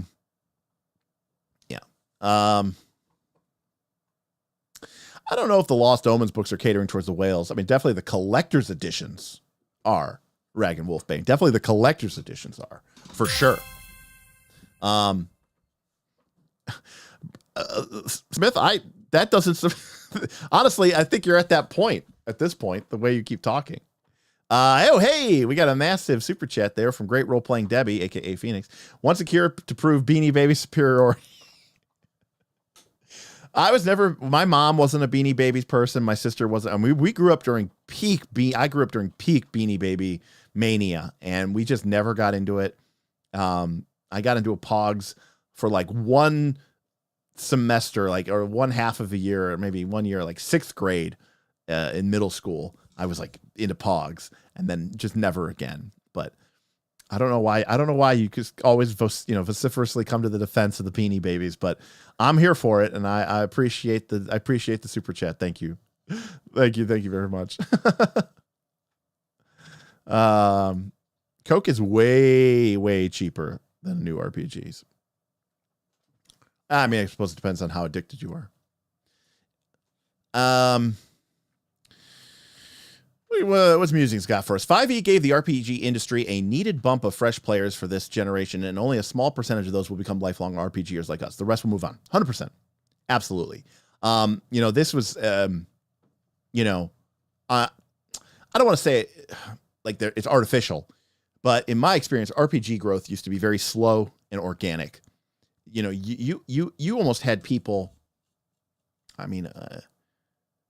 if you were part of a gaming group, it was almost like it's almost like a sports, like baseball. Like you would scout like a new potential player, right? You'd smell them out. Like it was this very slow organic process of like, oh, maybe we should bring them in. I don't know. Let's see what they're working with. Find out what video games they've been playing. Okay, they've been playing Zelda. Okay, that's good. You know, like you would just sort of give them a sniff test. Like it was a very like almost like a initiation, and it was very slow, and the hobby grew very slowly. But the people that got into it got brought in with just a ton of support systems, right? Like a new player would join a group where you had a DM who'd been DMing for 10 years or 15 years, and there were 3 or 4 other players, all who have been playing for 5 or 10 years, and you were the one new person, and you were just surrounded with experience and knowledge, and not just book knowledge, but like real practical experience. And this is before the days of the internet and morons like me talking to you. And now you have so many people who came into the hobby. I've never played before. I don't know anyone who ever has played before. I've read all the books, but I've never played the game once, and I'm starting a campaign. And it's like, yikes. Like, yeah, like that's, I'm not saying that's a bad thing. I'm not saying that is impossible to have a great experience with it. But you don't have the kind of foundation that people did, like I did, or that, you know, people I know did, where it was this very slow, organic growth, surrounded by veterans and experience. Nowadays, people get their veteran experience from people like me out on the internet. And while I like to think that I'm somewhat legit, I know that there's a lot of people out there who are giving advice as the, you know, the RPG master or the, you know, the dungeon guru. And it's like, yeah, they've been playing the game for 3 years. I don't know what to tell you. Like, they're not an expert. They're not a master. They make great thumbnails, and they're really good at making catchy little 10-minute videos. They're not really giving you great practical advice. Or they're just taking one good idea that somebody like Justin Alexander had on his blog, and they read about on Reddit, and they're just all circle jerking, regurgitating it into each other's mouths over and over and over again until you hear the same thing from 7 different content creators. And then you fucking think that this must be this has to be true because I heard it from 7 different people, and look how many subs they have. I don't know why I'm getting off on this rant, but like, it's like, yeah, it's just like,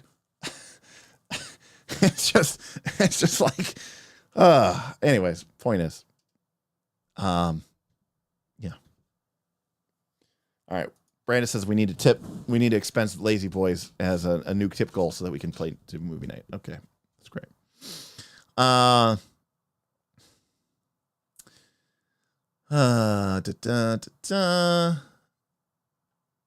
Let's see here. Sorry, I'm just catching up. Read all the books and never play. That's me. Teardrop, salty bacon. Just say Ginny D. Fine, Ginny D. I mean, I'm not here to name names, but there's a ton of people who are, you know, Satine Phoenix, the queen of D&D. What the fuck is she the queen of D&D for? Number one, turns out she was horrible and awful anyways, but also, like, what has she done to earn your respect? Charles, it's like, I'm going to make you drink this beer so you'll never drink again. And then you become an alcoholic because you're like, oh man, that was fucking sweet. Allegedly toxic. Yes. I mean, yeah, Damien, you are correct. She was a porn star and she was hot. So I guess people were you know, definitely into it. Dicebreaker is horrible. Okay. Dicebreaker is horrible. It is the worst of the worst of the worst. Dicebreaker is like the Sun. It's like the tabloid journalism of this. They did, I think it was Dicebreaker. PBS. PBS just did an article about the OSR that is, it's like libel. It's like so bad. It is so bad. I can't even begin to describe how horrible this article is by PBS. And it's just like the most insanely idiotic, wrong, inflammatory piece of writing that I've ever heard ever. It is horrible. I couldn't even finish it. I really couldn't finish it. It was so bad. Ben said, did you finish it, Ben? Because I didn't finish it. I was like, I got mad. I actually got mad. I actually turned it off. We are at that. We are anarchist, a cinco anarchist commune. We take turns training the vessel of power in a sort of bi-weekly rotational program. You did read the whole thing. Well, you're stronger than me, Ben. I couldn't do it. I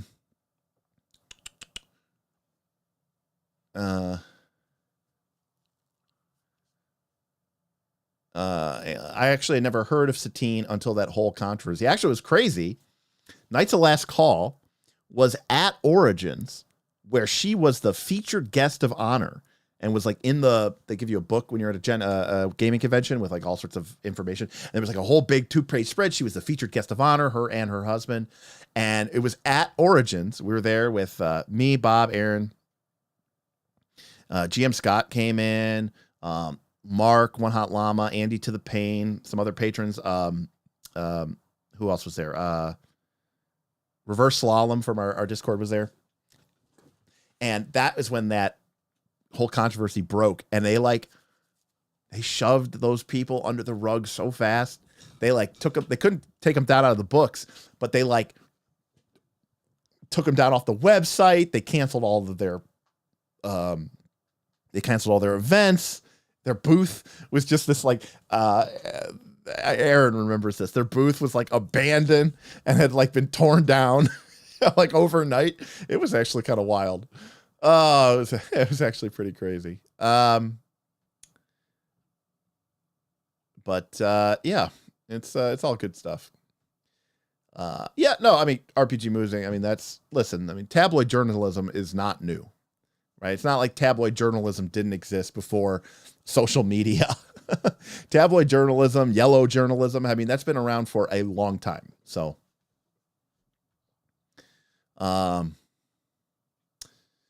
what are you talking about? What article? What article? Let's see.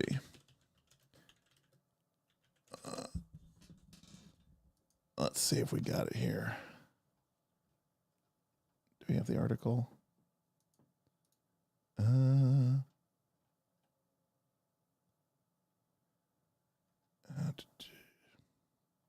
don't know if anybody has a link to this damn stupid thing.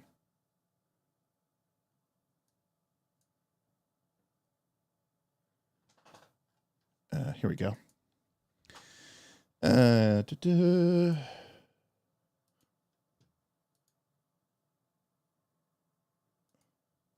So this is the article.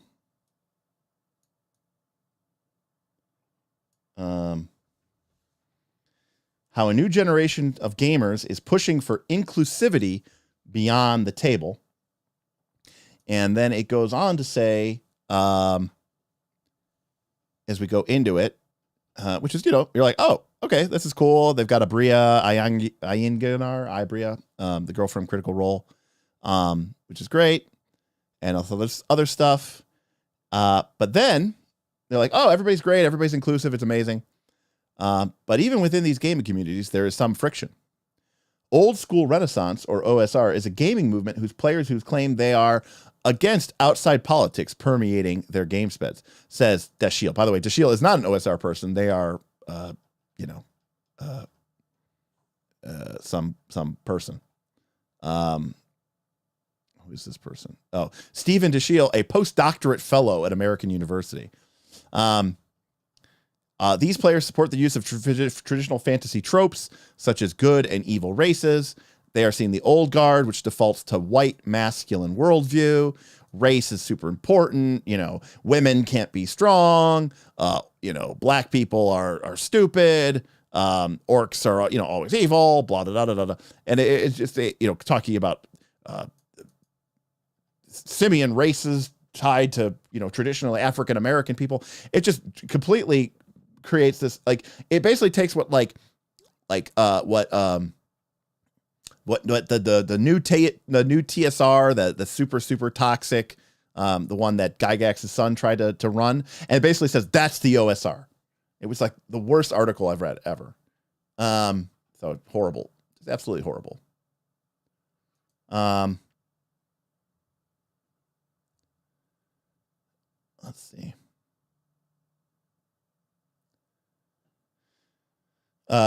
You almost read us. It's trash. How much do we need to tip you to make it? I'm not going to read it. It's just garbage. Yeah, I mean, you know what I've discovered, Charles? There are shitty, horrible, awful, racist, misogynist, homophobic people in every group. Moms, there's people that meet that group. People who own bookstores, there are some of them that are going to be racist, homophobic, transphobic, bigoted, and prejudiced. Teachers, they're going to be people who are homophobic, bigoted. Like within any group of people, there are going to be horrible people who do not preach inclusivity. And that is just the way it has always been. And it's not a good thing. I certainly wish that more people were understanding and exploring new places and new areas. But I am going to go out on a limb and say that within certain verticals, there are some groups which tend to be more inclusive and some groups which tend to be less inclusive. And in my experience, 30 years in the hobby, 20 years of which has been going to multiple conventions per year and meeting tons of people, overwhelmingly, role-playing games fall into the decidedly more inclusive and more accepting group of people. Hands down. Hands down. I don't see any other way to say otherwise. Yeah, so I think it's just completely garbage. Exactly, RPG. People like that are everywhere. And I think people are incredibly and amazingly accepting. Are there shitty people everywhere? Of course.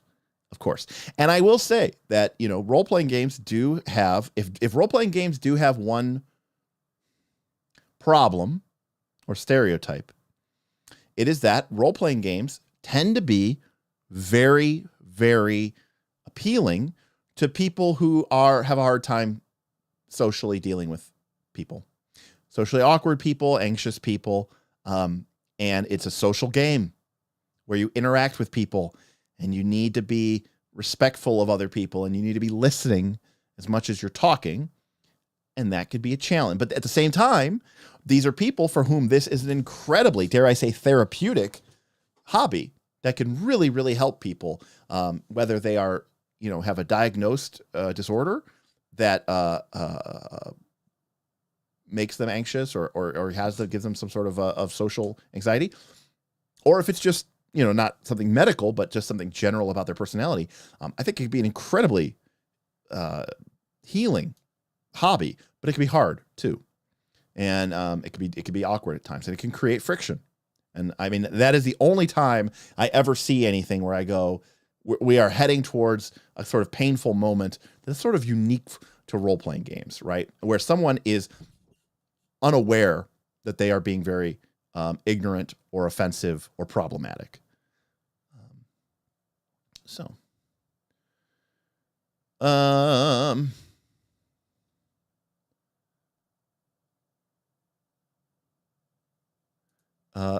I mean, to be fair, OSR originally was the idea of republishing the old books because they couldn't be reprinted. But yes, now it is about capturing the feel and creating something. And in fact, most people nowadays that say that they play the OSR never played actual 1980s BX D&D. They have only played OSR as a modern audience, but playing with that idea, that philosophy, or that style. Brandis says, what's hilarious is if you know anything about D&D's roots, it was built around inclusivity. D&D was the haven of rejects and outcasts since it came out. That is also very, very true. I mean, that was definitely, that was Aaron and I in middle school and in junior high school, right? Playing D&D in the library after school, so we didn't have to take the bus. like because we didn't like dealing with the other kids who were loud and obnoxious and would try to start fights and stuff. Yeah, no, we'll play D&D in the library after school, right? And hang out with the librarian because they thought we were cool. Like, yeah, I mean that was us for sure. GM says I'll back up my Scott with 40 years of gaming experience. Fantastic. Thank you for doubling down. Agreed. Assholes cling to the OSR. They're in the minority of the. Agreed. They're in the minority of the minority. I will say, I will posit this. This is not an OSR thing. It's more of a generic D&D thing, which includes the OSR, but also includes things like 5th edition, maybe even. I'm willing to bet that the people playing this game are, on average, going to be more accepting and diverse than the people playing generic D20 fantasy. So, that is the only thing I will say. If you took a sampling of OSR players and tried to figure out which ones of them were misogynist, racist assholes, and you took a sampling of TSL players and you try to figure out which one of those were misogynistic, racist assholes, my guess is you would find more misogynistic, racist assholes in the OSR group than you would find in the TSL groups. Yes, F20. Yes, thank you, Ben. Thank you.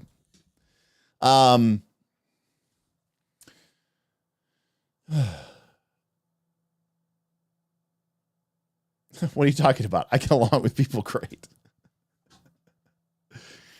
I must say, I'm not here because reality is fun. The escapism is real, and many people treat it the same. Yes, and that can be great too. I mean, you're absolutely correct. And I think that's important. I think that's always been fun and important for marginalized people as well. That's awesome, Shadram. There's a lot, Salty Bacon. I mean, when Northern Reaches launches, you could pretty much play Pathfinder 2, which is currently Northern Reaches Season 2 is about to open here in the next month or so. And that is Pathfinder 2. That is anywhere from, 2 to 3 games a day sometimes. Towards the end of the season, we were getting, 3 to 4 games a day of Pathfinder 2. We also have our community games, some of which are set up as like one shots or many shots, some of which are ongoing campaigns. We have several people playing APs. We have several 2D20 games going, Call of Cthulhu games going, Pulp Call of Cthulhu. There was a Fabula Ultima. I mean, we have, I would say if you want to find a game and you have an open mind and an open heart, you're probably going to be able to find something, either PF2 once Northern Reaches starts for sure, or something new if you're willing to be, if you're willing to open up a little bit and try something new. Yeah, absolutely, Ben. Couldn't agree more there. Very valuable tool. I've said before many times that playing Monster Hearts, and I'm not trying to say that I understand sort of the LGBTQIA experience, but playing Monster Hearts, and to be fair, the creator of Monster Hearts, Avery Alder, wrote it as a sort of symbolism of her difficulty with transitioning to female, and using the metaphor of the monster as sort of a metaphor for what it is like to feel different from the way that you were designed to be or expected to be. And I got it. It made an impact on me. I said, okay, man, this might just be silly media, but it made an impact to me. And maybe I don't fully understand it, but I understand it more, or at least I respect it more than I did before I played. And I thought that was a huge deal for me. Oh yeah, we have a whole play-by-post forum now. It's insane. Your great role Debbie is talking about Northern Reaches here. Yeah, we had several people who were playing every day. Pathfinder 2 every day. Let's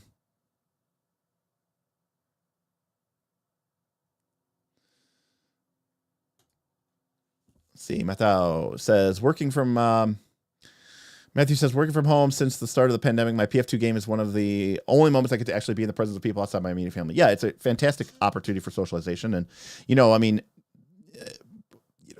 my friend group has kind of stayed together. We've had people come in and leave and go, but, life has changed a ton. But that Friday night game has sort of kept people together, even through moves and families and, growing up and all that other stuff. It's like, it's a huge sort of anchor point for my whole existence, my whole lives. Let's see, Ragon. Being gay made TTRPGs the only time I could embrace and explore my feelings until I came out of the closet. Fantastic. That's awesome. And, one of my top favorite gaming moments of all times was playing Monster Hearts. And I played Amanda Penelope Starkweather, who was a blonde vampire lesbian. And and it was an eye-opening experience to sort of understand the agenda and to look at the mechanics of that game and understand that these were a metaphor for the way that homosexual and transsexual individuals felt trapped inside of a body that wasn't their own, or trying to deal with these feelings. Again, it was a light bulb moment for me, for sure. Bernardo, if you just had to keep one RPG, which would it be? One RPG. That's a great question. I mean, for the rest of my life, I guess I'd probably pick a game that is really has a lot of depth to it, right? You'd want something that could do anything. I'm not sure if I'm not saying it would be Fate, because I don't think Fate is as deep as I would want it to be, but it might be like basic fantasy role playing or something, even a game that maybe I haven't really played that much, because I'd want it to be something that would really be hyper generic. But yeah, probably something like that. I mean, I really like Powered by the Apocalypse. Isn't really a game right now, but I for the time being, I'm very, very in love with Powered by the Apocalypse. I just love what it does with the system, and I feel it has so much room and maneuverability. And again, it's not really a core system, but it is fantastic. Like, I like Legend of the Five Rings a lot too, but do I want to play Samurai Drama for the rest of my life? No, but like PBTA can really do kind of almost anything. 2D20 is getting a lot of traction in my mindset as well. I love that it's a brand new system. PBTA has been around for 10 years. 2D20 has not. And the 2D20 system was kind of rough when it came out. Not gonna lie. Like, I read the Conan book, not that impressed. Star Trek, much better. Dune is starting to look like a real polished product, and I really think they're doing it right there.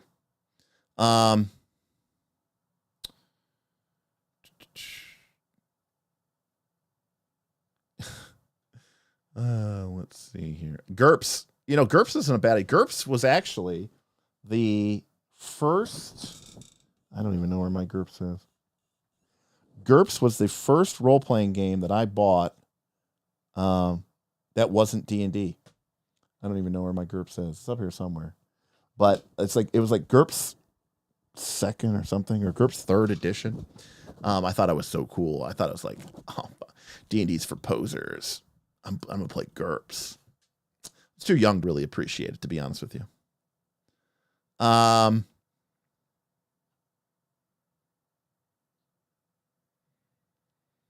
Let's see. Ragon. The other great part about it was that friends who weren't gay could also view these things in a new light and feel comfortable asking honest questions that might have been scary to ask. Absolutely. 100%. It's a fantastic way to address issues. I mean, in a way, it's almost like the way sci-fi used to be, right?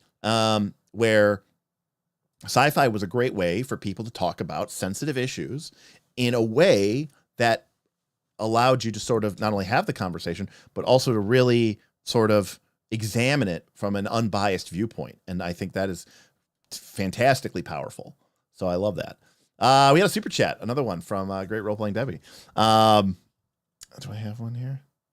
Oh, yes. I need to get that. I need to get more sound. I need to get all the sound clips from that movie. That's what I really need to do. Because like I said, I still have the Still have all the. It's a Christmas miracle. I still have all the Pop-It ones on my soundboard. I'm liking the sound of this Monster Hearts a stream for it. You know the problem. I'm not saying no.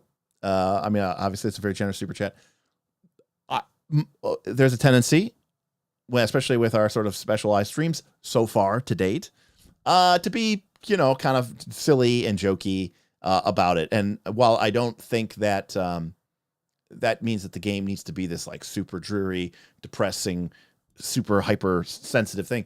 Monster Hearts is a game, just in general, it's a game of supernatural horror, and there's a tone that needs to make sure that it comes across correctly. And I'm worried that being a stream and with a live chat and with, hanging out with my buddies and people tipping, like I'm worried that the tone might get lost and the messaging might get a little muted. And I don't want to do the game disservice in that regard. No. Monster Hearts is nothing to do with the OGL. Monster Hearts is a fork of Apocalypse World, so it is powered by the Apocalypse. So it's actually a Creative Commons attribution. It's nothing to do with OGL. Let's see. Ooh, Hunter the Reckoning. That was like the one World of Darkness game. I was like, yeah, we're going to kill the monsters because we're hunters. Ha ha ha. I remember I made a fencer who was studying at Case Western Reserve University, which is where I was going to school at the time. And I was like, haha, look at me. I'm going to kill vampires. Cypher's pretty versatile. That checks out. I like that. Ben, Dune, much to my surprise, is impressing the hell out of me. I love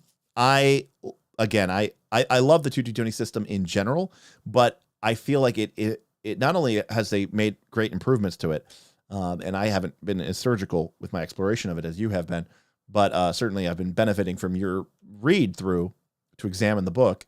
But also, I feel like the material really speaks to it, and it's a great example to me of where, not every system can do everything perfectly well. Whereas I think sometimes the tone of the campaign, the system, the setting do matter in the context of what the game system would be. Bernardo says Fate, which again is a fantastic option because it is literally super generic, super easy to use. And I like Fate. Fate's just not my favorite game system of all time. Ben saying Cypher would be a good choice as well. No one voting for Palladium. Shocking. Isn't Palladium GURPS just with more dice? Yeah, that sounds about right. Geez, do I have that? I don't know where any of my books are anymore. I need to organize these things. I got Rollmaster back here. How old is that game? What copy of Rollmaster is this?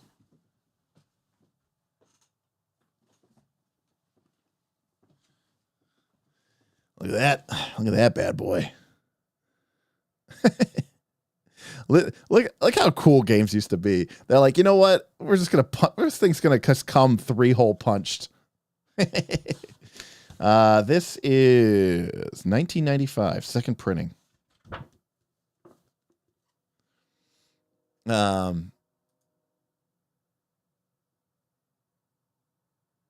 It was supposed to end 2 hours ago. You're actually correct. We just started talking. Pop-It Hearts. Oh my God. See, Aaron, that is the exact thing that I'm worried about happening. Okay. The movie you're talking about. Okay. You're talking about Darkest Dungeon movie, Brandis. Okay, guys, pull it. Would you rather see more archetypes and items ranked or RPG Debbie movie night? Well,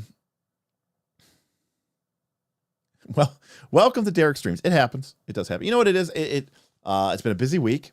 I have a new boss. Well, my boss is the same, but my whole department got shifted to a new, we're now data strategy instead of data operations. And we have a new supreme commander.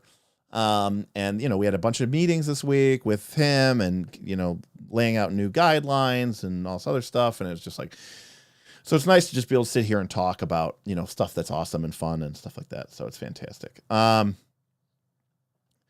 night. Good night, Juho. It's great to have you on tonight. Thank you for hanging out with us. Brandon says, I must be confused. All games are OGL.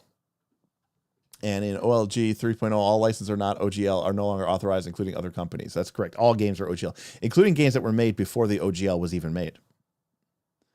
Kragan, a video series of making characters in insert system would be cool, and just introducing character creation for a bunch of different games. Kragan, I've thought about this. In fact, a classic thing that is a problem around here is it takes me like 3-4 hour streams to even talk about a part of a game system, because I really view game systems as an ecosystem.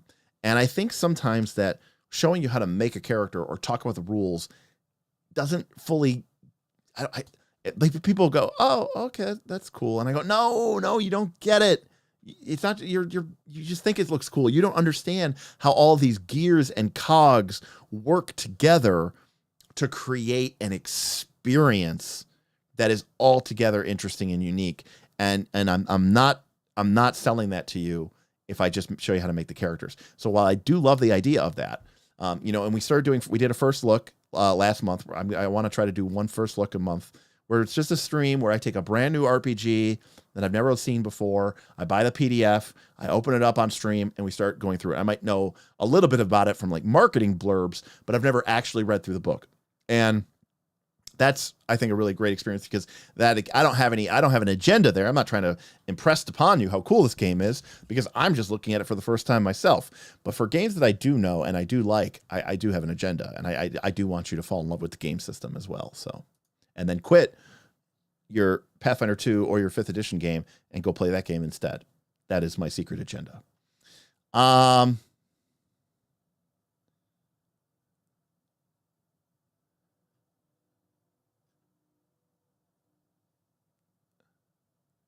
Let's see.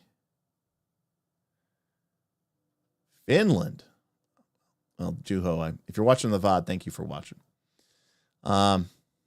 Lancer's a great example of that. Dune RPG, never heard of it. Oh, yes, you got to go check it out.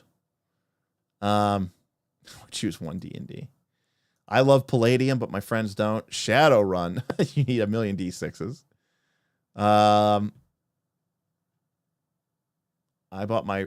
bought my copy of Rollmaster new in the store in 1995. I just want more Derek streams with the doodle board. Listen, I got the doodle board. I got the doodle board right here, okay? We always got it ready to go. I got my stylus pen always ready to go. Yeah, Versus D is probably going to be a first look, although it's so long. We'll have to figure out a way. Those of you who are actually really, really smart about Versus D, we'll have to figure out what is the effective way for Derek to do Versus D, because it is very long. Yeah, Versus D, great idea. Do Versus D. I think Versus D is probably going to be our next first look. So, because I bought it, I bought it when it was on sale. Ben was like, "Everyone buy it! It's on sale," and so everyone bought it. And but I've not read through it. Did you buy Gloomhaven, Bernardo, or did you buy Frosthaven? Yeah, but it would take me. I mean, it'd take me forever to go. I mean, it took me 4 hours to get. I didn't fully get through Broken Compass, and that's a lot shorter than either of those games. I can cover it with you. I mean, it can't be a semi-first look. The whole point is it's a first look, Ben. Unbiased. I'm just getting my gut reaction. But I agree, it would be at least interesting to have you in the chat. But I don't know. We don't really have a format for first looks yet. So, but anyways, yeah. I mean, so long story short, we had some great archetypes today. I thought they were fun. They were flavorful. They were interesting. They delivered. They had some really cool mechanics. Didn't feel at all like Pathfinder 2. It was crazy. Lich was a little disappointing, but especially with some of the fun stuff they did with the other undead archetypes like Ghost and Ghoul. Ghost. We like Ghost and Ghoul. Number 2.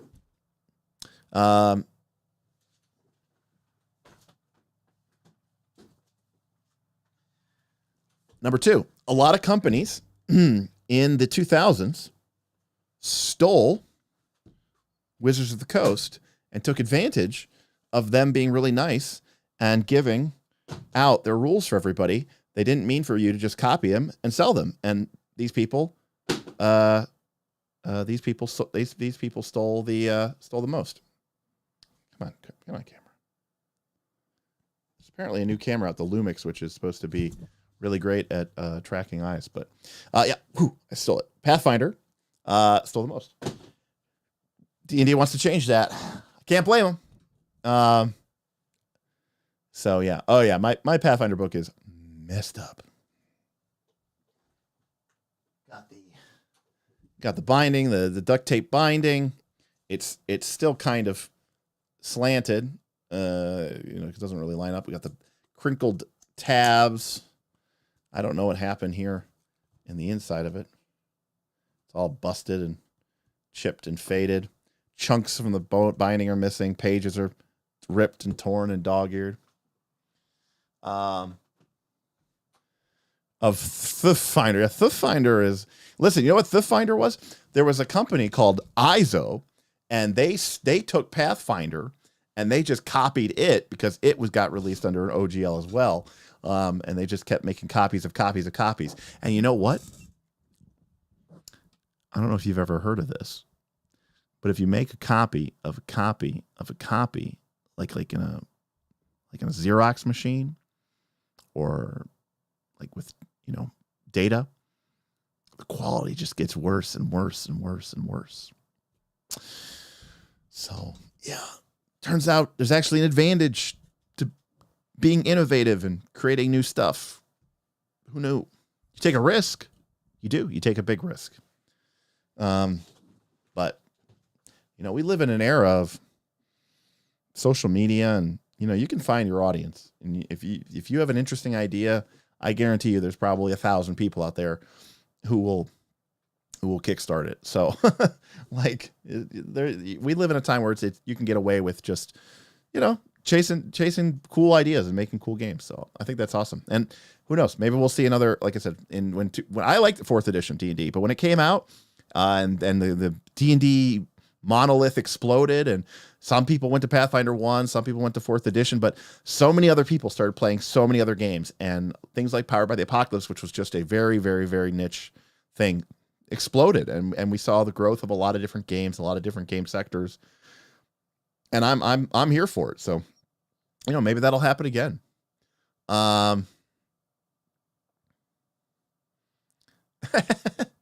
Well, they might strike a commercial license agreement and only have to pay 15%. That might be what actually happens. But I got to watch Roll for Combats. They talked with their lawyer today, who specializes in IP and contract law. I think it's actually Roll for Combat's lawyer. I mean, obviously, they have a lot of skin in the game. They're literally publishing books for Pathfinder 2 and for 5th edition D&D, so that's a huge deal for them. They need to know what's going on, and I'm sure it's scary times for a lot of people out there who rely on this either as a primary source of income or just even a significant secondary source of income. So I don't know. Or you could play it super safe. Go ahead and pick yourself up a copy of, Thirsty Sword Lesbians, or maybe pick yourself up a copy of Torchbearer. All right, that could be it. There we go, Torchbearer. This is 1st edition. And yeah, you could find, then you don't have to worry about it ever again. It'll be sweet. All right, folks. Thanks everybody for hanging out. I know we went a little longer than usual, but you all were being really pleasant and generous and kind, and you were saying fun things and making great points, and you know how much I love all that. So thank you for watching. Please remember to leave a comment below. What are you thinking about all this stuff going on? And where's your head at? I'd love to hear from you all.